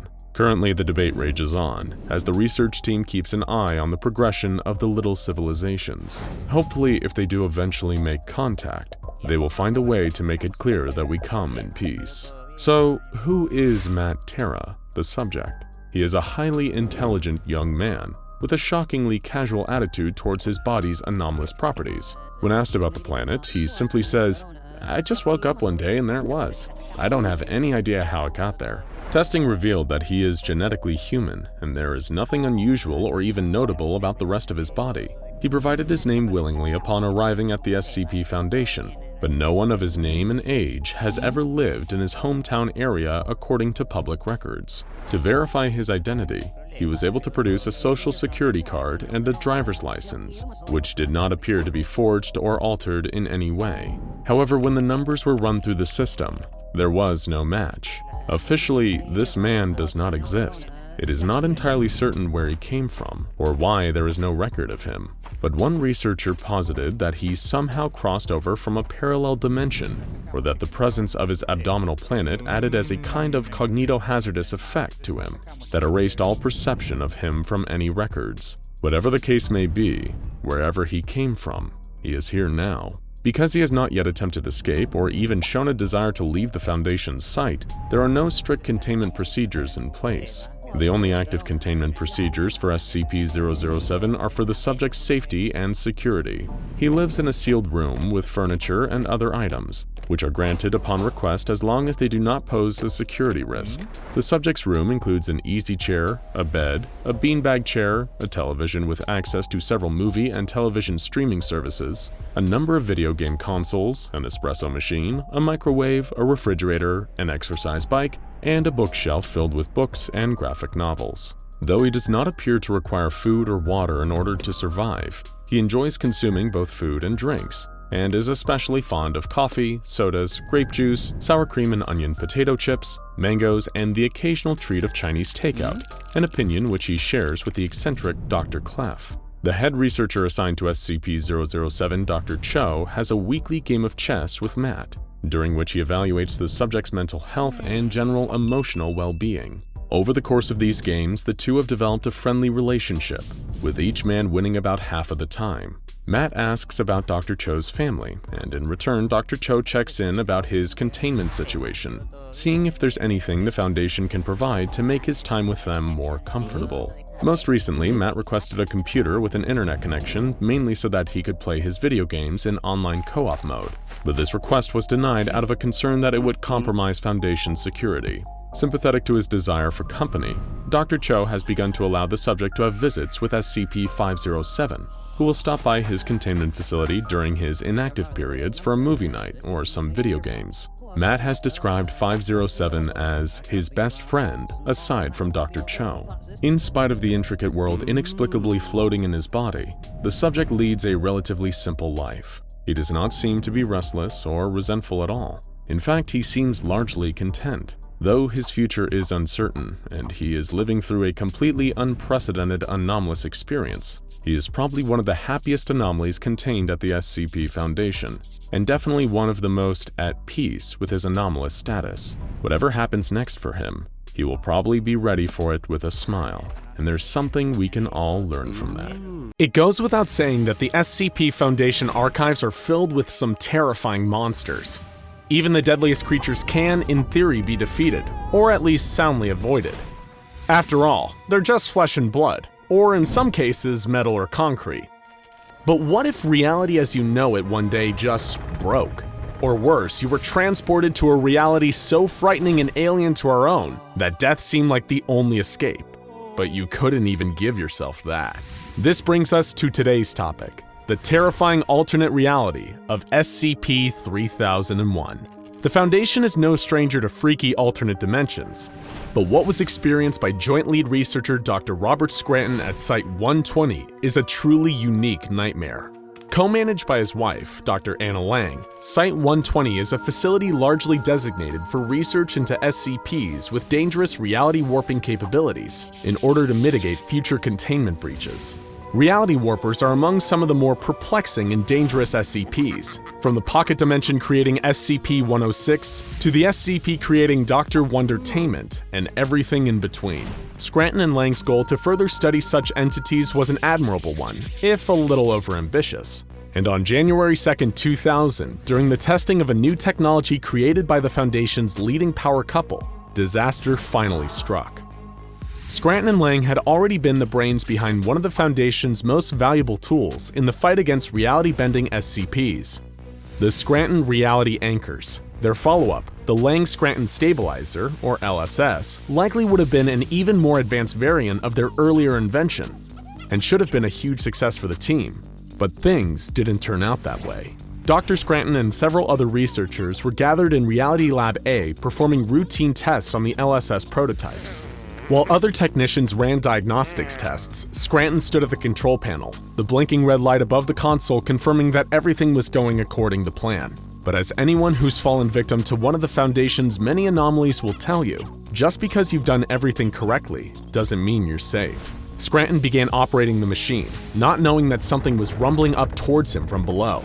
Without warning, a sudden, unexpected burst of seismic activity rocked the entire base. Researchers grabbed onto whatever was closest as the world shook around them. In his panic, Dr. Scranton clung to the LSS control panel as the seismic blast fried the circuits and kicked it into overdrive. There was a blast of magnificent blinding light, and when the rumbling stopped, not only was the doctor gone, he had been erased from reality as we know it. The earthquake had caused a deadly malfunction in the machine meant to stabilize reality, and instead tore a rift in it, dragging the unfortunate doctor and the control panel into oblivion. His wife, Dr. Lang, and the many researchers who idolized him were devastated by his unexpected demise at the hand of what should have been his crowning achievement. The one silver lining was that this reality-ripping event had almost definitely eliminated the doctor quickly and painlessly. As far as the Foundation and his loved ones were concerned, Scranton's death had been immediate and complete. a luxury afforded to few Foundation employees who die anomalous deaths. But sadly, that isn't how Dr. Scranton's story, or the story of SCP-3001, ends. No, this is where it all begins. How do we know all this? In the hellish new place where Scranton had been transported, the control panel from the LSS that he'd been clinging to for dear life had been transported with him and continued to record audio data from this anomalous location. Not that Dr. Scranton realized it, not at first anyway. As far as he knew, he'd suddenly been transported into a pitch-black location. No sights, no sounds, no sense. True nothingness. At first, the doctor was confused. One second he was testing out his new technology, and the next he was quite literally nowhere. In spite of his current situation, the doctor was still an intelligent and rational man. He took a moment to compose himself, hoping that in time his eyes would adjust to the new darkness around him. But that moment never came. The darkness remained perfectly absolute. Much like the darkness in another reality-defying SCP, the deadly endless staircase known as SCP-087, the dark seemed thick, almost like you could touch it. The doctor, not wanting to give himself to despair and die in this impossible place, and with no other options seemingly available, began walking. Either he'd find his way out, or the Foundation would find him. No need to panic. It may have altered the doctor's temperament if he knew that the Foundation already assumed he was dead, and that no search party was going to come looking for him. Still, logic dictates that if a person walks for long enough, they're bound to find something. The problem Scranton was about to face was that SCP-3001 doesn't run by any kind of conventional logic. He walked and walked and walked, but he didn't seem to get any nearer to or farther from anything. But how could he even know? After all, in total darkness, there aren't any landmarks to assist in navigation. The doctor walked and paced and screamed for days on end, but he made no progress. He was alone in an empty world. He had no choice though. So he kept walking, and walking, and walking. For 11 days. During that time, he felt his hunger and thirst grow. He was in terrible pain from a mix of starvation and dehydration, but the release of death didn't seem to come for him. He was going to have to learn the rules of this new place the hard way, and it grimly dawned on Dr. Scranton that dying in this place might not even be the worst possible outcome.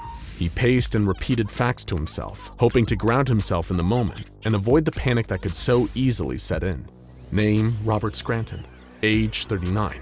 Birthday, September 19th, 1961. Favorite color, blue. Favorite song, Living on a Prayer. Wife, Anna. Little by little, the words seemed to turn to nonsense in his mouth as the terror grew. Just as he felt like he was about to lose his mind, he noticed something. A small oasis in the endless darkness of SCP-3001. The glowing red light on the LSS control panel. Where had it come from? And how was it still recording? The doctor had no idea, but he was grateful for any kind of familiarity in the strange darkness around him. Perhaps the LSS could be the key to saving him, or at least figuring out what on earth was going on here. Whatever the case, there was no denying that having the panel here was better than nothing. At least, when it was found, if it was ever found, then people would know what had happened to him. As the days passed and he continued to mysteriously survive, Dr. Scranton deduced that one didn't need food or water to survive continually in SCP-3001. The location had an anomalous effect on its inhabitants. As the days passed and turned to weeks of wandering in the darkness, Dr. Scranton further deduced that he was no longer in his home dimension. This was an entirely separate pocket dimension, much like the one possessed by SCP-106, but featureless, a perfect self-contained void. Now dimly illuminated by the red light of the panel, Dr. Scranton explored further into the void around him. He traveled for months on end, the pain of his deficiencies growing by the day, but found he was getting nowhere. All things considered, he wasn't even sure he was moving, or whether reality and darkness were swirling around him like a thick liquid. Rather than walking on a single flat surface, he was moving in all directions across a three-dimensional plane. The space-time continuum appeared to be entirely broken here, where movement is more defined by the conscious intention to move than any real geographical repositioning. Dr. Scranton knew that this place broke every single one of Kegel's laws of reality parameters. And from his years working with a plethora of reality warpers in Site-120, he had a theory for why this pocket dimension was so strange. It had an extraordinarily weak Hume field. Before we get back to Dr. Scranton's semi-living nightmare, we need a quick primer on Hume theory and why having a weak Hume field is such a problem. A Hume is a unit of measurement for the strength and amount of reality in a given location or being. In an area with an incredibly low Hume field relative to our world, such as SCP-3001, universe breaches and anomalous incidents rise significantly. At the time of his being trapped there, SCP-3001 had the lowest number of Humes in any recorded environment, making it a phenomenally anomalous zone. It was for this reason that starvation and dehydration never took hold of him, despite causing him great pain. And the worst by far was yet to come. Dr. Scranton wasn't trapped in this dimension for weeks or even months. He was trapped in the darkness for years, and it took a nightmarish toll on his body and mind. The small flashing red light on his LSS control panel became his only friend, and as the years drew on, he would hold entire conversations with his only source of illumination. He knew that his days were numbered. If he didn't escape the dimension within around 3 years, the Hume field would diffuse further, and he would be left in a truly horrific state. But based on how little headway he'd made in the time he'd been there, he didn't feel optimistic. He kept speaking into the recorder, if only to break the silence and prevent him from going completely insane. But even that would only hold it off for so long. Alone and talking to himself endlessly in the darkness, Dr. Scranton could feel his mind slipping as the confines of the pocket dimension constricted and his body began to change. The low Hume field slowly diffused his physical matter, destroying the physical integrity of his body, but never being merciful enough to actually let him die. In his haunting audio logs, the doctor described his hands as diffusing and thinning out like spiderwebs. Over time, there was less and less of him, and what was left wasn't entirely human. As Scranton's Hume level lowered to equalize with that of SCP-3001, the lines between his body and the LSS control console began to blur in a twisted marriage of warped flesh and machine. The Lang Scranton stabilizer was anything but stable. Before his mind and body became something else entirely, the doctor still had the presence of mind to finally realize how he'd come to be in this terrible place. The LSS had opened a wormhole known as a Class C broken entry into a paradoxical pocket dimension between layers of reality and taken him through it. He'd slipped through a crack in reality into absolute darkness, and now he was stuck with a fate far worse than death. How do we know any of this? Much like the event in the first place, it's a total accident. Testing superior reality-bending technology almost 6 years after the disappearance caused the sudden return of the missing LSS to Site-120's reality labs. The only trace of Dr. Scranton that it brought back with it was the blood and viscera that coated the console, much to the abject horror of his still-grieving wife, Dr. Anna Lang. To this day, Dr. Scranton, formerly one of the Foundation's brightest minds, remains trapped in the nightmare of SCP-3001. His current condition, whether the Doctor is still alive after 20 years of being warped by the low Hume field of 3001's darkened confines, is still unknown. But for the Doctor's own sake, we hope he's been dead for quite some time, because few things on Earth are as horrifying as the alternative. The SR-47 sniper rifle slotted together effortlessly. Even after so many years of combat usage, the weapon was in pristine condition. In all the time Agent Harris had owned the gun, though, the thousands of times she'd fired it, not once had it jammed. And that was fortunate, because she had to move quickly. In a clearing about 300 meters in front of her were their targets. Capable of teleporting in a split second, she needed to be sure that her team would be able to finish the job quickly and efficiently. She looked through the scope slotted onto her rifle and kicked out the bipod, resting it on a tree stump. Now she just had to wait for the signal. She looked all around the marsh, trying her best to spot her fellow agents, but they were also well camouflaged. Even though she knew the exact spot where they would be, she couldn't see anyone. She'd always wanted to see the Himalayas. It had been on her bucket list to climb Mount Everest as a child, but the world had changed since then. Mount Everest was gone. In fact, the majority of Nepal had vanished, replaced by an enormous marsh full almost exclusively of pink ferns and droopy trees that seemed to sag to one side, unable to support their own weight. The most striking natural wonder on planet Earth had been replaced by a landscape that was flat, wet, and alien. Agent Harris curled her finger around the trigger and took aim through her sights. 2 minutes passed. Then the gentle whistle of a sparrow drifted over to her in the humid air, except of course, it couldn't be a sparrow. To the best of her knowledge, sparrows had gone extinct. With a snarl of anger, Agent Harris squeezed the trigger. She felt the silent sniper rifle kick her shoulder. If they wanted war, they sure as hell would get it. The destruction of the world began in 2078. Its designation was SCP-179A. And as often happens with these kind of things, no one saw it coming. The SCP Foundation, having dedicated decades to researching potential world-destroying events, was totally blindsided by what happened the day the weasels showed up. Weasels, you ask? That's right. But before we explain, a question for you.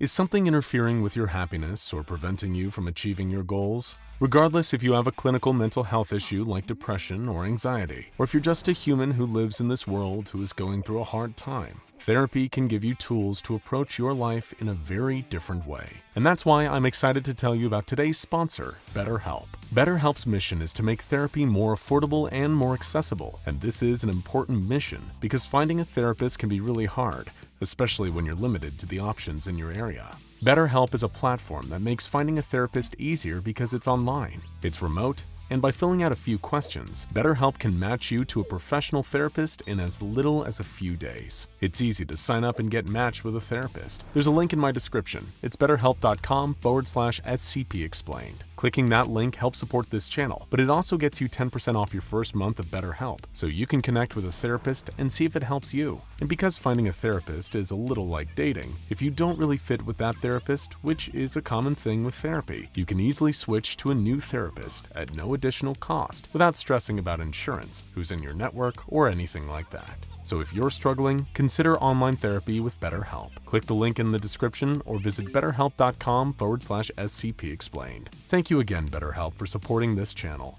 And now, as we were saying about the weasels, a man called Harlan Stump was the first human to make contact with the weasels. He was the groundskeeper at Site 59. Harlan was making his usual weekly trips around the perimeter of the courtyard on his ride-along lawnmower, watching baseball on his phone all the way when, out of nowhere, the aliens appeared. Just 2 meters in front of him, a squadron of 11 weasels materialized. The weasels, designated SCP-Orange-B, stand at a minimum of 3 meters tall. With 16 legs and an exoskeleton carapace, they share a resemblance with terrestrial insects. Their bodies are segmented, composed of a head, primary thorax, secondary thorax, tertiary thoracic cloister, abdomen, and tail. With a hard segmented shell covering their backs and no apparent sensory organs, aside from a radula on their heads, they are an intimidating presence. Most striking about them, however, is the most delicate part of their appearance.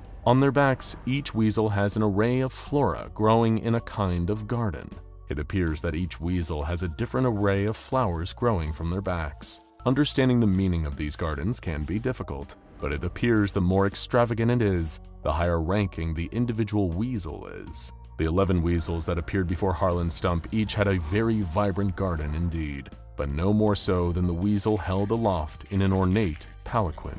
Harlan Stump stopped mowing and stared at the aliens for approximately 13 seconds, at which point he let out a sigh, pressed play on his baseball game, and continued mowing the lawn. He spent too many years groundskeeping Site 59 to get spooked by anything as harmless as giant teleporting insects. Just 3 more weeks and he would be retired. Until then, he was avoiding nonsense like the plague. Except his phone had disappeared. Harlan stared down at the empty space, confusion knitting his eyebrows together, before looking up and seeing the handset in the hands of the alien sitting on its regal throne. The smartphone made a loud screeching noise, and then all of a sudden began to flick between snippets of YouTube videos, each clip lasting just a couple of seconds. After a moment, Harlan realized that the alien was using the videos to speak to him. The words were being picked out from all these different videos to stitch together a sentence. Barely. Hi diddly ho, neighborinos! This is Foundation. Reports indicate Foundation is, locally, the masters of the universe. Isn't that right, darling? Question mark. Keen to finish his mowing and avoid further nonsense, Harlan had to concede that he should probably talk to these aliens, if only to get his phone back. He told them he liked the gardens on their backs. Why, thank you! Gardening is kind of our thing. Well, quick question. Is your species capable of dying? Harlan gulped. He'd been around long enough to see where this was going. The conversation was brief. Harlan kept glancing at his phone, desperately hoping that these aliens hadn't somehow broken it and that it hadn't lost his place in the match, until all of a sudden, Harlan's stump disappeared, as did his ride-on lawnmower, his smartphone, and a patch of lawn, replaced by a roughly 10-meter circle of Antarctic ice and snow. No one is certain yet how the weasels are able to do it. All that is known is that they can. The phenomenon came to be known as juxtaposing. Matter from one location could be instantaneously switched with matter from a different location. It is how the weasels first arrived on planet Earth, triggering the event of SCP-001 Orange-A. Orange-A lasted for just 2 hours, but it changed the course of humanity forever. On the 29th of April, 2078, 48.52% of the Earth's habitable surface area dematerialized and rematerialized half a kilometer above the South Pole. Cities and towns from all across planet Earth, one by one, disappeared and reappeared in the air above the South Pole, where they promptly fell 500 meters, causing back-to-back seismic events. Washington, D.C., Beijing, and London were targeted first, followed by Tokyo, Delhi, and then a number of capital cities from Europe. This 2-hour window resulted in freak weather events as minus 50-degree pockets of air, kilometers across, replaced the disappearing cities. It is disputed as to who launched the first nuclear warhead, whether it was done by accident, out of fear, or as a strategic attack against a group of weasels. Orange-A was simply too chaotic and destructive for humanity ever to be able to know what happened in that short period of time. The result, however, was a number of nuclear explosions raging across the planet before the cities in charge of launching them were also transported to the South Pole. While the weasels were capable of experiencing juxtaposition without any apparent physical harm, terrestrial life forms were less fortunate. During the process of juxtaposition, the bonds between each and every cell are broken. While organic life does get transported to the new location, it undergoes immediate liquefaction. Not a single Earth-born life form has been observed surviving a juxtaposition event. In that 2-hour window, 6.9 billion people were killed. Humanity had lost. This event triggered the use of Project Yellow, an emergency evacuation protocol that occurs at the point where the survival of the human race seems to be virtually zero. A small band of specially chosen individuals were evacuated to a pocket dimension, where they were put into cryosleep to wait until the Earth was habitable once again. In the days following the events of Orange-A, the true invasion began. Choosing the Sahara Desert as their arrival point, the weasels started to appear in legions. Millions and millions of them filled the desert sands and went about populating their new planet. But what was their purpose? Well, fortunately, we have been able to salvage a modest amount of data that can inform us of why they're here and what their plans are. The weasel that first appeared to Harlan's stump just outside Site-59 has been designated SCP Orange Prime. It is believed that this weasel, in particular, is their leader. Whether Prime is simply the leader of this colony or the wider species is yet to be confirmed. Security cameras were able to capture the interaction as it took place within Site-59's grounds. In their conversation, Orange Prime explains their purpose to Harlan through YouTube clips on his phone. Long story short, weasels have come from Homeworld Dimension for fulfill a long-standing mutual agreement with Grandma. This is one of many new homes. This is a pretty nice place for weasels. This land is my land, from California to the New York Islands, from the Redwood Forest to the Gulf Stream waters. This land was made for weasels to garden, to farm, to create beauty, to spread good vibes, to cultivate, to remake, to terraform, etc., etc. Since this encounter, no human has been able to get close enough to Orange Prime to engage the weasel in further conversation. This snippet of footage is all that humanity has to understand why this alien species has slaughtered billions of us. 4 months later, Agent Harris lay flat in the marshlands, firing her sniper rifle at the weasels gathering in a clearing ahead of them. Their operation looked like overkill. It always did. It was of utmost importance that they strike quickly and without mercy. Sustained heavy gunfire from all sides, combined with RPG fire and the use of incendiary weapons, made short work of the weasels. All of these weapons were necessary to pierce the heavy armor that covered their backs. But that was the reason it felt like overkill. It felt that way because the weasels never fought back. They would not attack, defend themselves, help their fallen allies, or even beg for their lives. They would simply stand idly by as they were gunned down. That is, until the incendiary grenades arrived. The pink ferns filling the marshlands caught fire and began to curl and smoke heavily. As soon as that happened, the weasels sprung into action, quickly splashing water onto the leaves, trying their best to save the plants. The incendiary grenades were not necessary. They did very little damage to the weasels themselves. The reason the platoons used the grenades was that it was one way they had found to distress their alien invaders in any way. It was a small revenge they could take for the billions of people who had lost their lives over the prior few months. Agent Harris pumped 5 extra shots into the corpse of a weasel before standing down and going to examine her handiwork. They had been hunting Orange Prime. Rumors had suggested that their primary target had been lurking in the Himalayan region, but that had obviously proven to be false. Among all the bodies on the ground, there was no sign of the fearless leader. Frustration boiled in Harris as she kicked a corpse. The thick shell hurt her foot. She must have broken her toe. At that moment, a rustling noise came from the other side of the trees. Soon, dozens more, hundreds more weasels were walking through the marsh. In a split second, her platoon opened fire. Tracer rounds lashed through the trees, and the orange glow of fire danced in every direction. But there were more weasels, many more of them. Agent Harris felt her stomach knot as she fired her rifle into the crowd. There were too many, simply too many. They were going to run out of ammo before they had a chance to shoot down each and every one of them. And she was right. The firefight lasted for 30 minutes before the remaining soldier ran out of ammunition. Dozens of weasel bodies littered the marsh, floating in the water. Dozens more weasels stood encircling the group. That's when the humming started.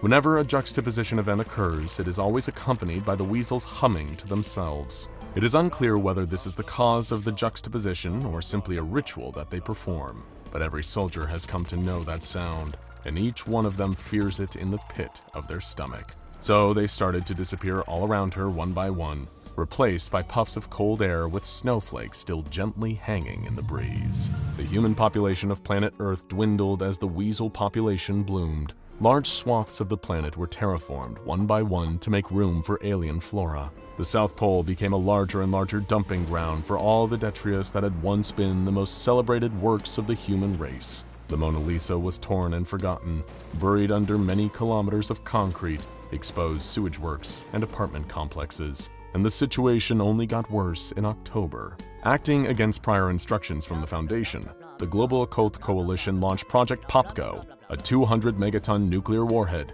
directly at a large weasel population center. As the warhead began its descent, the entire sky turned a solid dark blue. Project Popgo immediately fell out of contact, as did all satellites that had been orbiting the planet. The sun, moon, and stars could not be seen. The entire sky was just a uniform dark blue. In a desperate attempt to find out what was going on, the Foundation launched a manned rocket in the direction of Popgo's most recent coordinates. Contact with the rocket was lost after just 9 minutes. This is the most recent known account of events from inside that rocket. All of a sudden, just a few minutes into the flight, warning alarms started going off all over the cockpit. The radar was picking up a solid object blocking their path. Gathering around the readouts, the crew came to a very quick conclusion that the dark blue that had been filling the sky was actually a solid object that was encasing the Earth. But rather than abort the mission, the crew decided to persevere. Having witnessed so much death and destruction over the previous year, they knew they would much rather go out and crashing a rocket into a blue wall than join the billions of humans liquefied in a pile in Antarctica.